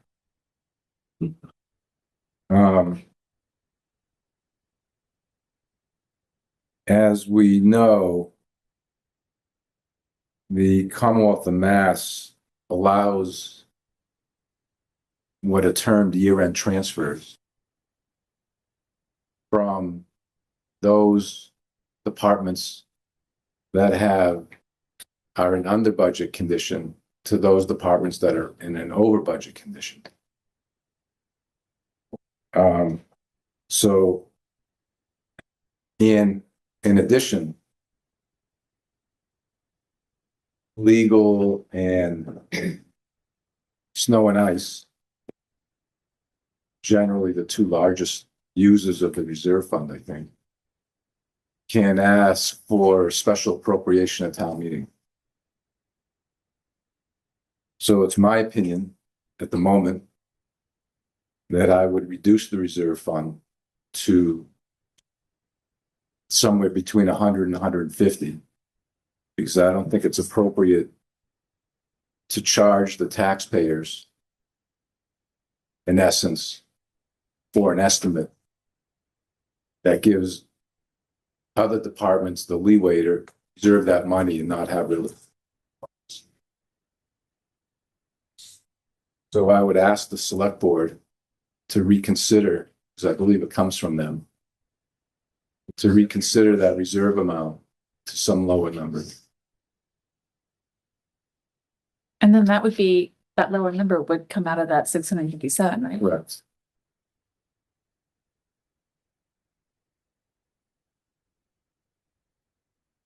I think when we sent out that reserve fund analysis, there was a history of what that reserve fund has been used for. Is it on the tab right next to it? I can't. Yeah. Can you see that one? There's a tab. It's in the same spreadsheet. There's a tab there. So I think a fair question would be, let's take fiscal 25 as an example. Those 5 items, do those meet the standard of the definition of extraordinary or unforeseen? And could the budget have done a year-end transfer in May or June to accommodate for these items? I don't have an answer to that. I am opening up the process to think about it. I think it's too big, though. My instinct tells me it's too large a number. So is there an outstanding balance in the reserve fund? It's not, well, it flows to the unused amount would flow into free cash, in essence. Why does the Pine Hill HVAC every year have something?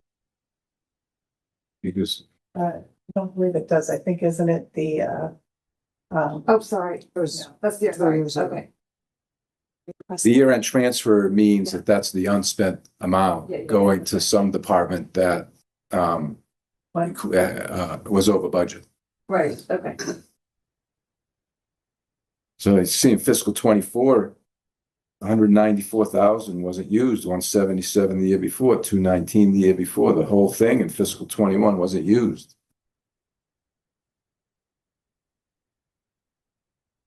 $90,000 wasn't used last year. It does seem like a way to fund some of the shortfall. Correct. Did you relay that message? Yes. And if it's not good, clear thinking, happy to be corrected. Throw it out there. Consideration. Question that I need to seek answers on. I'm not exactly sure whose budget the reserve fund is. I don't know who owns that budget. yeah. And How does it get into the expenditure request, the appropriation request? Right. It's always kind of fallen under the town administrator finance department. I mean, and nobody's assigned to it, but we just put the number in. I'm not sure whose budget it is. Who has to approve it? You folks. You folks. Well, I don't know that we, I mean, the usage of the 300,000, it's a vote between select board voted as well. Select board have tradition of voting on it and making a recommendation, but it's your. Yeah, we just did one, right? With Well, what Sean was in there for. Didn't we do a reserve fund transfer for that? Yeah. It's one of the votes. It's one of the few things that you actually have. It's non-advisory, but an actual function on the order. Taking away our power. So none of it's been expended through December 30th. Sean asked for it, but I haven't made the entry yet because he hasn't spent the money yet. Do you recollect what the ask was? I don't remember. It was like 45,000.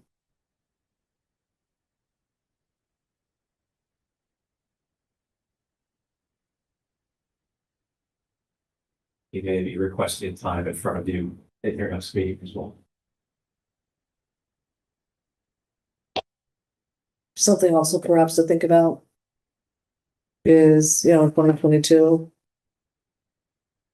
the RAC had 135 increase in operating, whereas most of their money was from revolving. And let's But just saying, stay on our agenda for tonight. We got enough to cover. just saying that's something to Yeah. think about. All right, the next one is legal. Jeremy, that's yours, I guess. Yes. Under the select board. Again, this is a level funded at $80,000. That funding has been consistent for a while. This budget item in snow and ice are allowed to be overspent and make adjustments in a year or at a following fiscal year. Sherborn has taken advantage of that to help balance the budgets. So that seems to be one of the main reasons why it's been in a $1,000 budget line for a while, even though actuals have been different. So I'd like to ask a process question. Yeah, I'm glad you're here to answer this one too. So the town appropriated for fiscal 26, $80,000 to legal fees. When a bill comes in for the 80,001 amount, first amount that goes over, what's the legal authority to pay the invoice? This is a department that can go over budget, so it's fine. There is no ramifications for it going over budget. Okay, so. Same as snow and ice. Okay, so, but at some point, whether through an appropriation at town meeting for the current year, or a reserve fund transfer, or a year-end interdepartmental transfer. Or an appropriation in a following year to pay the prior year. Okay, but that's true, we don't usually do that, do we? Don't usually do that, but that's an option as well for snow and ice and legal.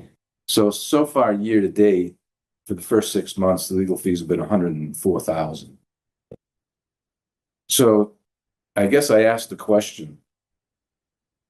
And the year before is 168, year before 188, year before 173, year before 141. I'm sorry, that was an average. Is it reasonable to put 80,000 in the budget? You certainly relay that question to the select board. I'm not quite clear on the strategy. I think the strategy is, if you don't have to burden the taxpayers, why should you? I hear that, but it's more likely than not that it's not going to be $80,000. It's going to be something greater than that, given the recent track record. For transparency, wouldn't it make sense to have a realistic budget for that line item? I don't understand strategically why someone would say, well, we don't want people to know what we're willing to spend. Or I don't think it has anything to do with what you're willing to spend, but let's say next year was a banner year and we didn't have any legal expenses. Why would you want to pay extra taxes if you don't have to? You know what I mean? So let's say 2 years ago, we did a 3-year average and we budgeted $160,000 and then we only spent $120,000. So the taxpayers are paying $40,000 more than necessary. All right, so I guess I would ask the question, what has been the track record of normal recurring legal fees for the town?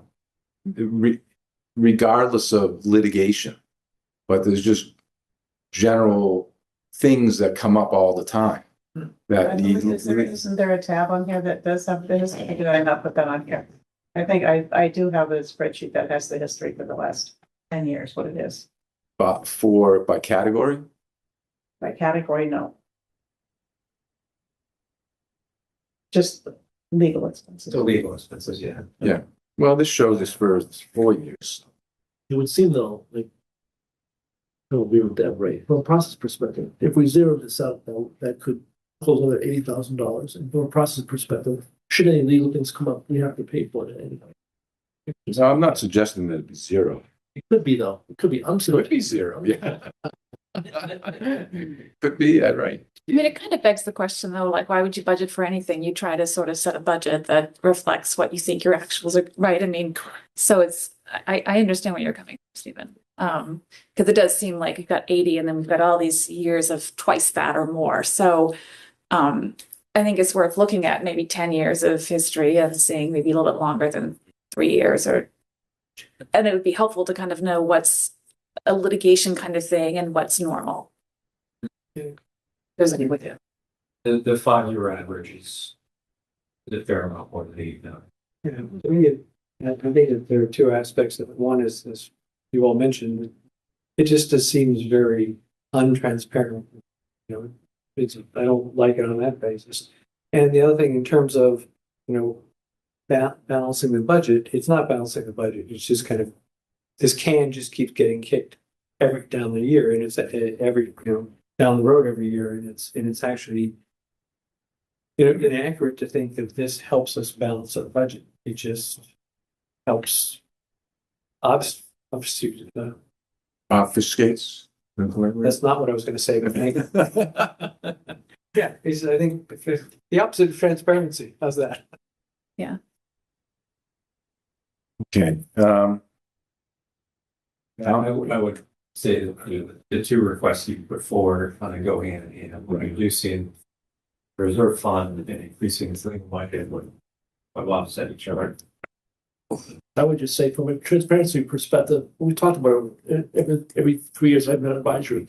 This whole area is not transparent. What kind of reasons, right? We don't know where we're spending existing stuff because people don't like. There are reasons for that, but they feel like it's not a transparent area. Okay, town clerk. He's online, but Hi, Jackie. Hi, sorry about that. I'm trying to unmute myself and put my video on. Okay, there we go. Okay, so I will start with Department 160. What do you have on there? 161. Okay, great. So our biggest expenses in the town clerk department, besides salaries, of course, is the town clerk contractual services and also dog licenses. So the contractual services in the town clerk department covers our vendor general code. And that's for the codification project where all of the bylaws are now online and searchable. So that's the biggest expense because I have no idea how many zoning articles we're going to have or how many times any of the commissions like conservation or Board of Health, any of those that are the regulatory boards are going to be updating their regulations. So anytime there's a zoning bylaw or a general bylaw that's updated at town meeting, it comes out of my budget to get that updated on the website. So that's the biggest number out of the contractual services.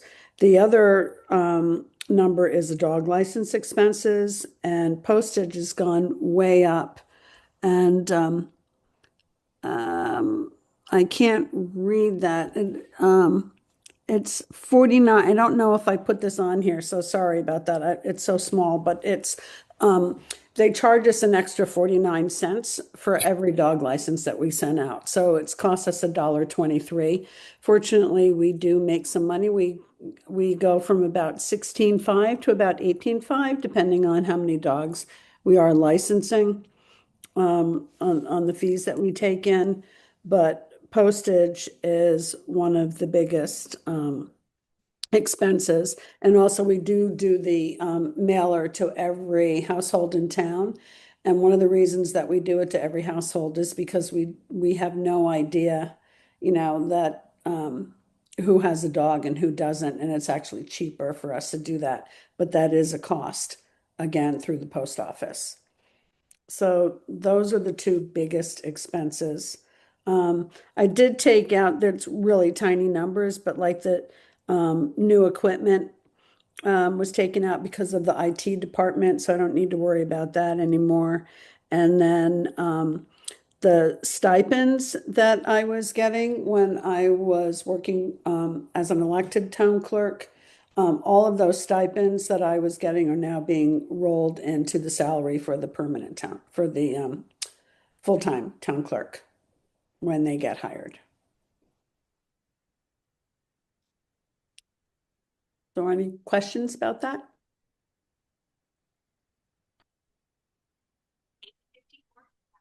Oops. Dog license fees are around 17,000. That's how much we bring in. Yeah, Yep. every year. So it all depends. I mean, we license anywhere from like 900 to 1,000 dogs. So that's our revenue. Good.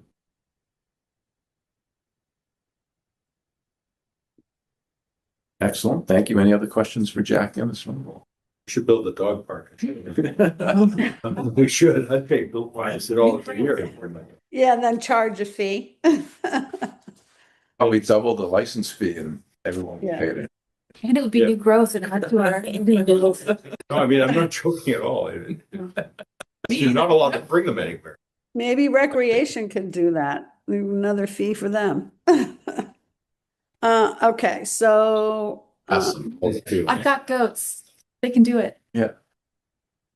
Dog park that I donated from grandma. Nice. On an area, on spot. George, you're in charge.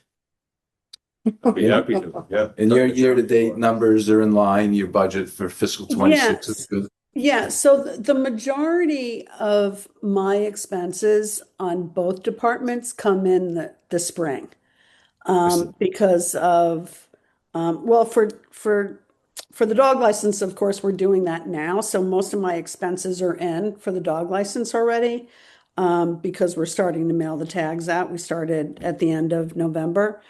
Contractual services, again, I don't get the bill on that until after the Attorney General has approved all of the bylaws. So it's like 3 months after town meeting that I get the bill. So for the April town meeting, I'm still waiting for additional expenses on that because the Attorney General delayed some of their decisions on the MBTA, the accessory dwelling unit, and then the remote bylaw that we had. So that all of those, they finally approved those, the Attorney General did, and I sent those into General Code, but they haven't finished putting them online yet, so I don't have the bill on that yet. So a lot of those bills come in later. And especially in Department 162, the majority of my bills are going to be from town meeting and for the elections. So they come in, really, the majority of the bills come in the second half of the year. That's a nice segue to look at Department 162's budget. Yeah.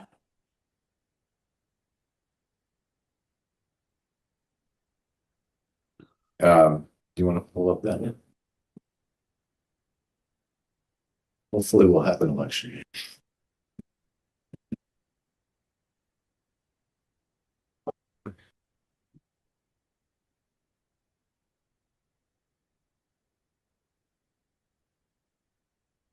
Okay, so for 162, of course, the biggest expense that we have is contractual services again, and that covers basically most of it's unfunded mandates. It's all the police that I'm required to have at town meeting, the police that we're required to have at the elections. We will have 2 additional elections, the September primary and then the November 26th election, which the major race will be the governor's race.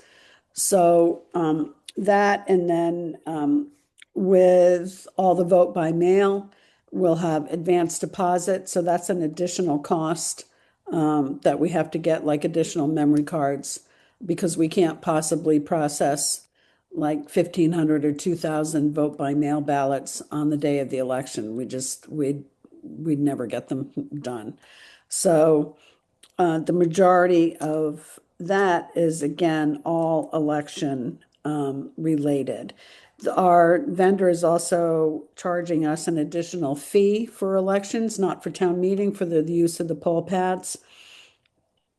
So unfortunately, it's not much, but it's still going to be about $900 additional for the year. And then the other thing that's covered under contractual services is the expense for a vendor to come out to run the electronic voters. We have to pay for their hotel, their rental car, their airfare, and everything else. The other option would be to buy the electronic clickers, but it would probably be about $30,000 to buy them. And then we would have to have someone that would be able to run the software every single year consistently. And maybe for the future, but I was not willing to do that because I need to make sure that the electronic voters always worked at town meeting. So this way the vendor's responsible for them. The other cost that's increased again is postage. It costs us like $1 a ballot for all the vote by mails. It costs us $1 for every one that we sent out. The early voting costs are reimbursed by the state, but unfortunately, they don't go back into my budget. They go directly into the general fund. So the town does get them back, but it doesn't go back into my budget. That's Jackie, for election workers, since there are more elections, I see that the hours are the same. The hours be increased? I have a lot of volunteers and I have a few people that want to get paid. So, I thought that I did increase the hours on that.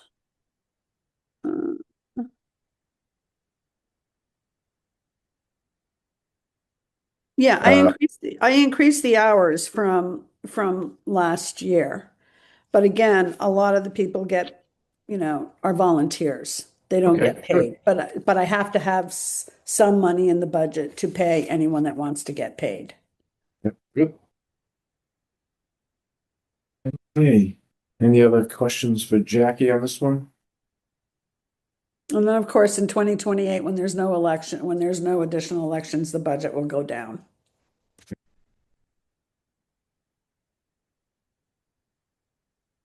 Thank you, Jackie. Okay, thank you. Sustainability is the last operating budget to look at tonight. Sure. I can give a brief summary, but Amelia is also with us. Amelia is our sustainability manager. She's a shared position with a home here in Sherborn, which is shared with Holliston. So what you see in Sherborn's operating budget is Sherborn's costs, and Holliston reimburses us for the costs that are attributed to Holliston on this amount. We, on average, spend in the 20 hours of work here in Sherborn. And Amelia, is it 10 or 15 for Holliston?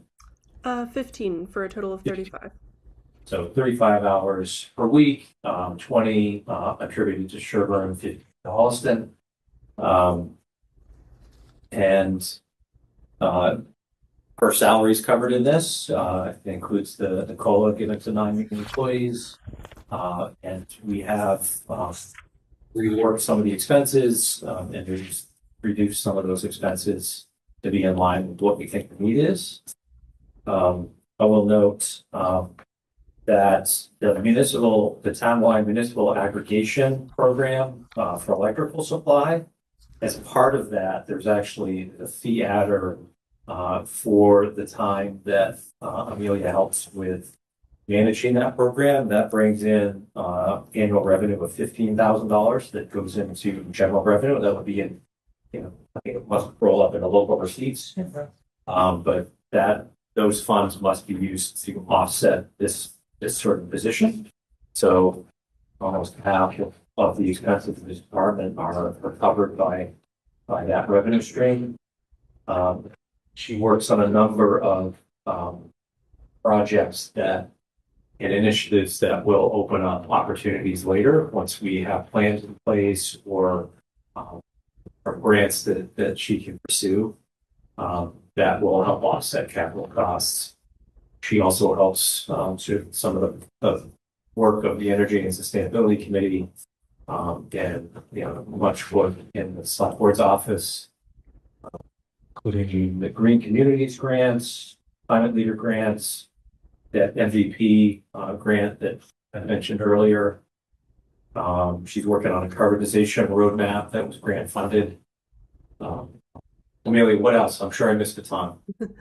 I'm also, I worked on applying for the $300,000 MVP 1.0 action grant to help with the Farm Pond project upcoming to renovate that trail. And then also I've applied for $200,000 community biodiversity grant through the Department of Fish and Game for the Town Forest Committee to conduct their study of native plantings to combat invasive species. But I'm also going to be working with the Recycling Committee on increasing our capacity for the Recycling Dividends Program and hopefully adding about $3,000 a year in value to that revolving fund. Excellent.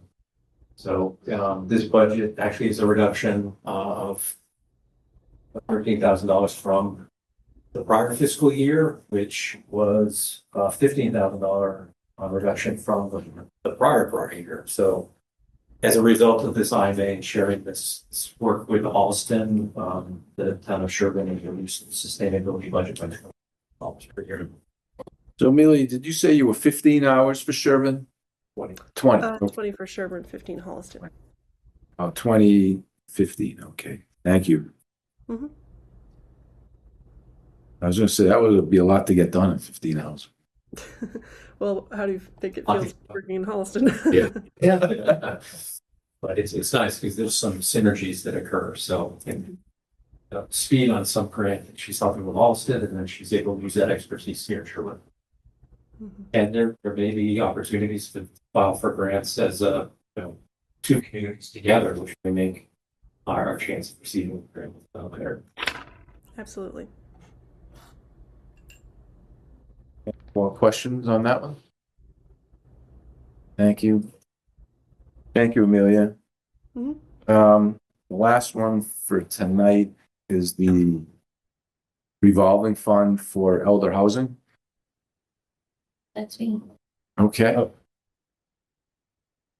Well, I met with you two about it earlier, so I don't know if anybody has any questions. It was my first time doing it also. I think it might be helpful just for people to know what it is, how many units, revenue, what the expenses are, in general. That would be helpful. Well, you all know where it is, right? We bring in about on average 400,000 a year, all in rental incomes from the residents. And we never use that much in expenses, so our revolving fund has a lot of money left into it. So things that we pay for is electricity, landscaping, repairs. If somebody moves in and out of the apartments, we do big cleanings and renovations of it. We do pay the town back a fee for service with shared expenses for like DPW and that kind of stuff. We have legal expenses, the property management contract we pay. Claire Salisbury is our agent who does a great job. Alarm system expenses, window washings, the elevator, cleaning. We do some community room stuff. They watch a lot of the football games and stuff in there as a community. Insurance, an emergency generator. Yeah. So our total budget for 27 is about 319,000. How many people live there, Ken? I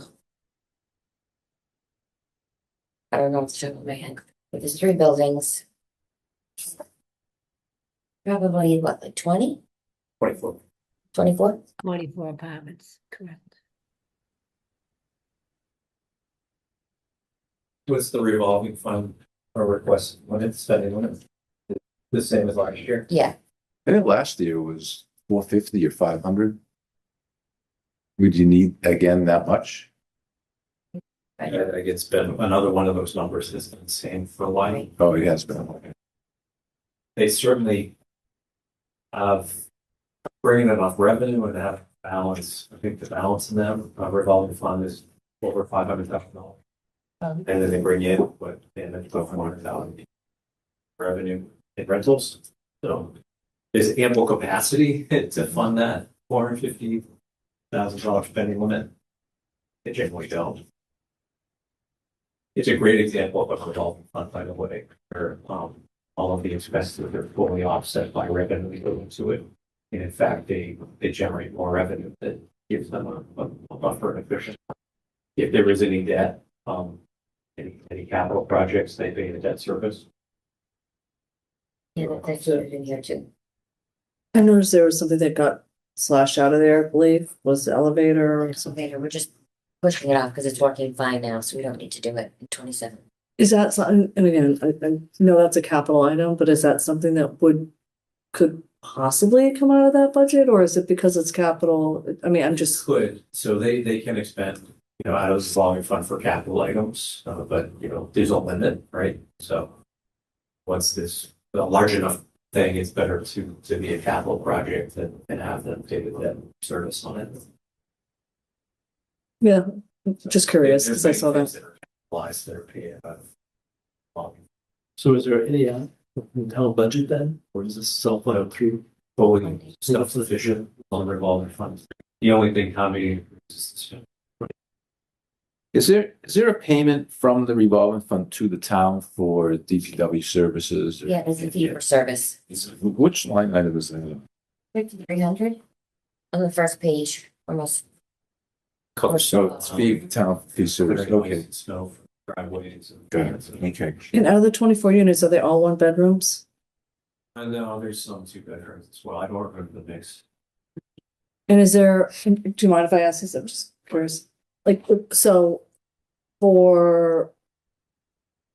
is there kind of like how improved they are? Or so if somebody moves out, then does it get a total rental or does it get?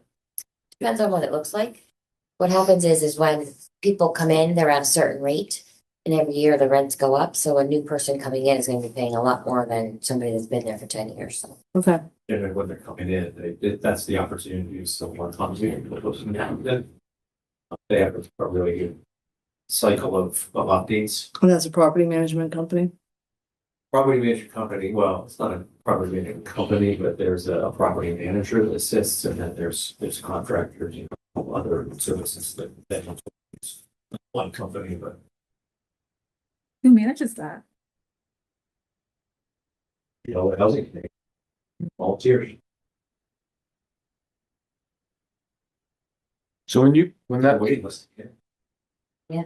When that like 19 like to build another one. Yeah, I was gonna I think say, why it's- don't we build another one? next to the dog park.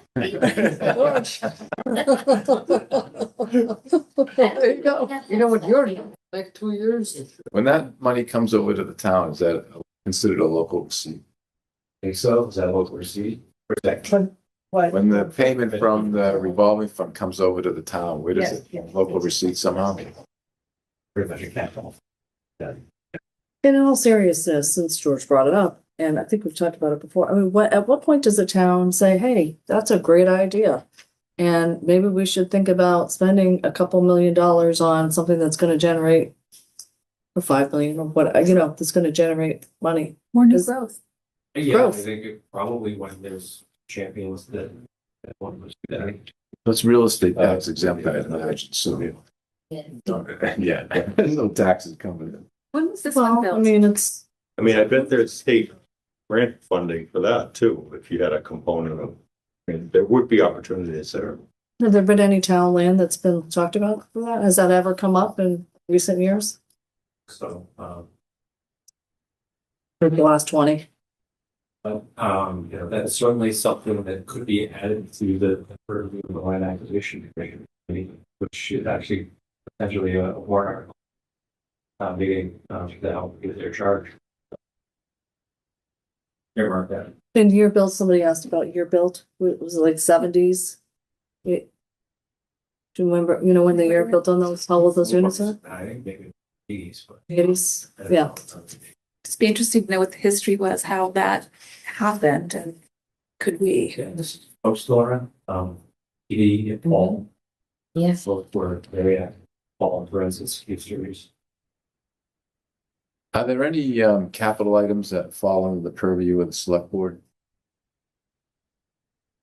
Or are they generated all from departments, other departments? I mean, the only one that I didn't touch on was the access to farm pond, but that does currently kind of roll up under the select board. I think better to discuss that.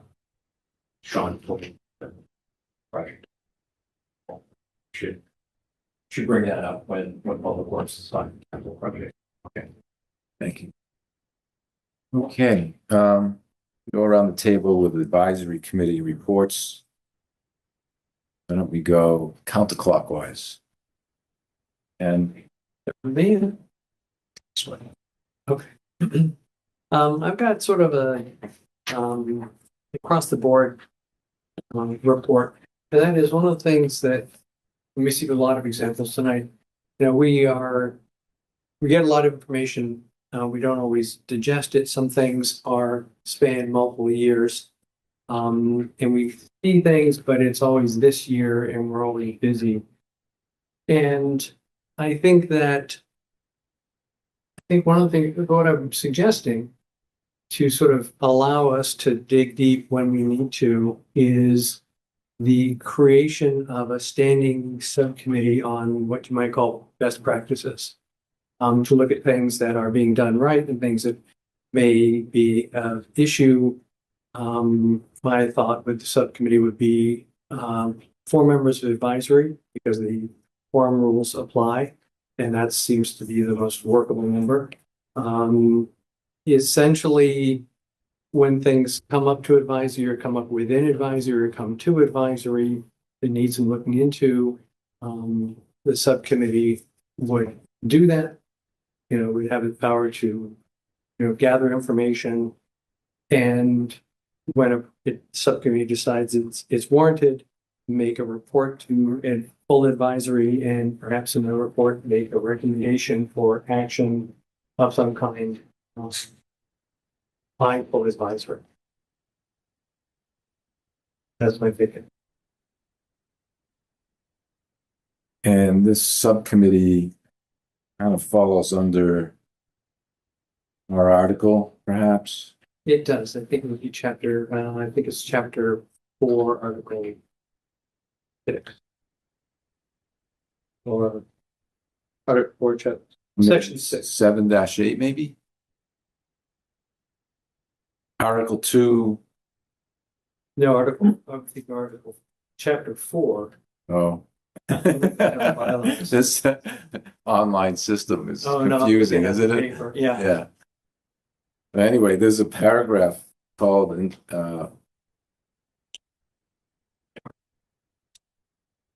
it's under that paragraph, section 7-8.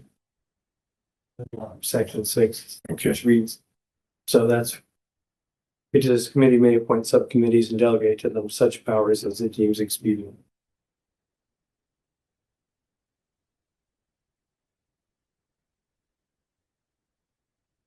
So you want to create a standing subcommittee to be deployed as needed. Um, since it's your brainchild, you'd like to be the chair of that subcommittee? I would love for somebody else to do it, but since it's my idea, so I will take that on. Thank you. So then we're looking for 3 other advisory members to be members of that subcommittee. So maybe we could just have people email you and me if they have a desire to participate on that subcommittee. Yep. And it has to be 4 because of Quorum. quorum. It doesn't have to be 4, but it does have to have a quorum. So 3 is awkward because anytime 2 people talk, then it's automatically a quorum. If a committee of 3, this is why the selectmen went to 5 rather than from 3. And if it's a quorum, and then if this subcommittee were 5, then every time the full subcommittee met, there would be a quorum for advisory, which would be kind of awkward as well. Oh, I see.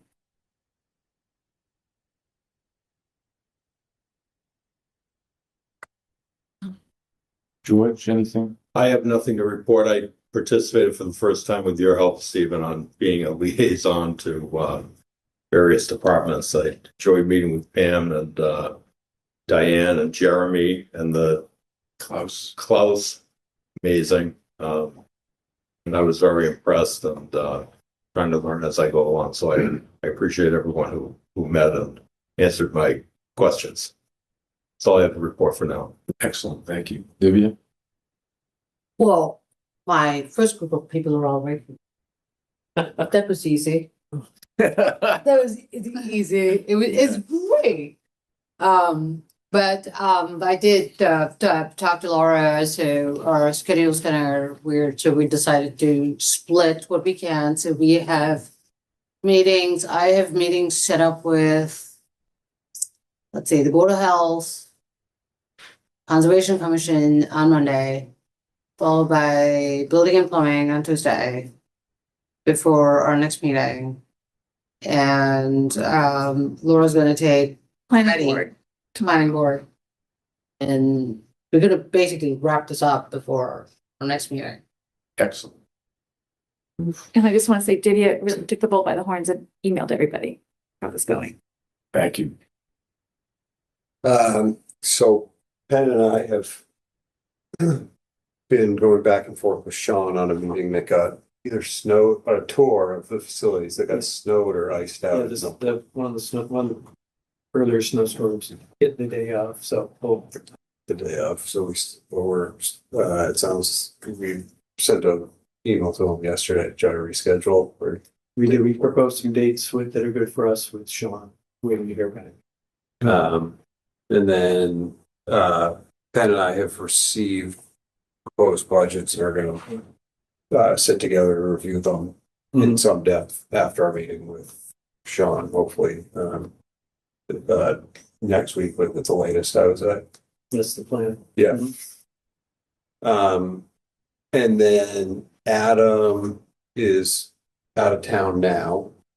Both of us are newbies here and they are gonna meet next week to reach out and schedule meetings from there. Good, thank you. Yeah. All right. I think that- Yeah. That's, I already heard it, yes. Okay. Okay, Paul and I have been very busy attending Historic District Commission meetings, the rec department. We've been on all of the rec commission meetings. And you've taken the helm with the library and then the school. So I'm gonna just kind of defer to you while I take the minutes because it's been So interesting. you see, like, you go on social service. You'll see the details next week. Council on Aging and Historical and Veterans, all week items, probably not allowed to see there, but those are more details. The library and kind of recreation both have kind of more complicated, but you'll hear those next week. I think they're all ready. In the school, we have a meeting probably coming up with Dover. And then we'll have our joint meeting in early February. I will say, I do have to say that the meeting last night came in at, for the Jameson whole project, well over $500,000. Right? Okay, and then, Kind of a complicated capital budget project for a field that they had money for in the past and spent. So they have a different idea about what they want to do when they are looking for a capital budget for that. So I think they'll present them. they're kind of tweaking that, I think, and then, the tennis courts are slated to hopefully be done. Yes, that contract was awarded, and yeah, then we'll have notice to proceed, or they have notice to proceed. We'll begin with this, when the weather allows. And irrigation, Contract was awarded as well. Again, weather dependent, but we'll be ready for the next season. I think that gets started, I think some of the irrigation has been started, yeah. My understanding was that Eversource was getting electricity there was kind of both the hold up and the unknown of the case. Yeah, there's a work order pending with Eversource that has been paid, there's a fee for that has been paid to Eversource. Waiting for create the one. Does anyone online on Zoom want to make a comment or to the group while we're here? Thank you for attending. Do I hear a motion to adjourn? So move. Second? Second. All in favor? Uh, Opposed? Abstained? It's now 9:25 and we are adjourned. Thank you, everybody.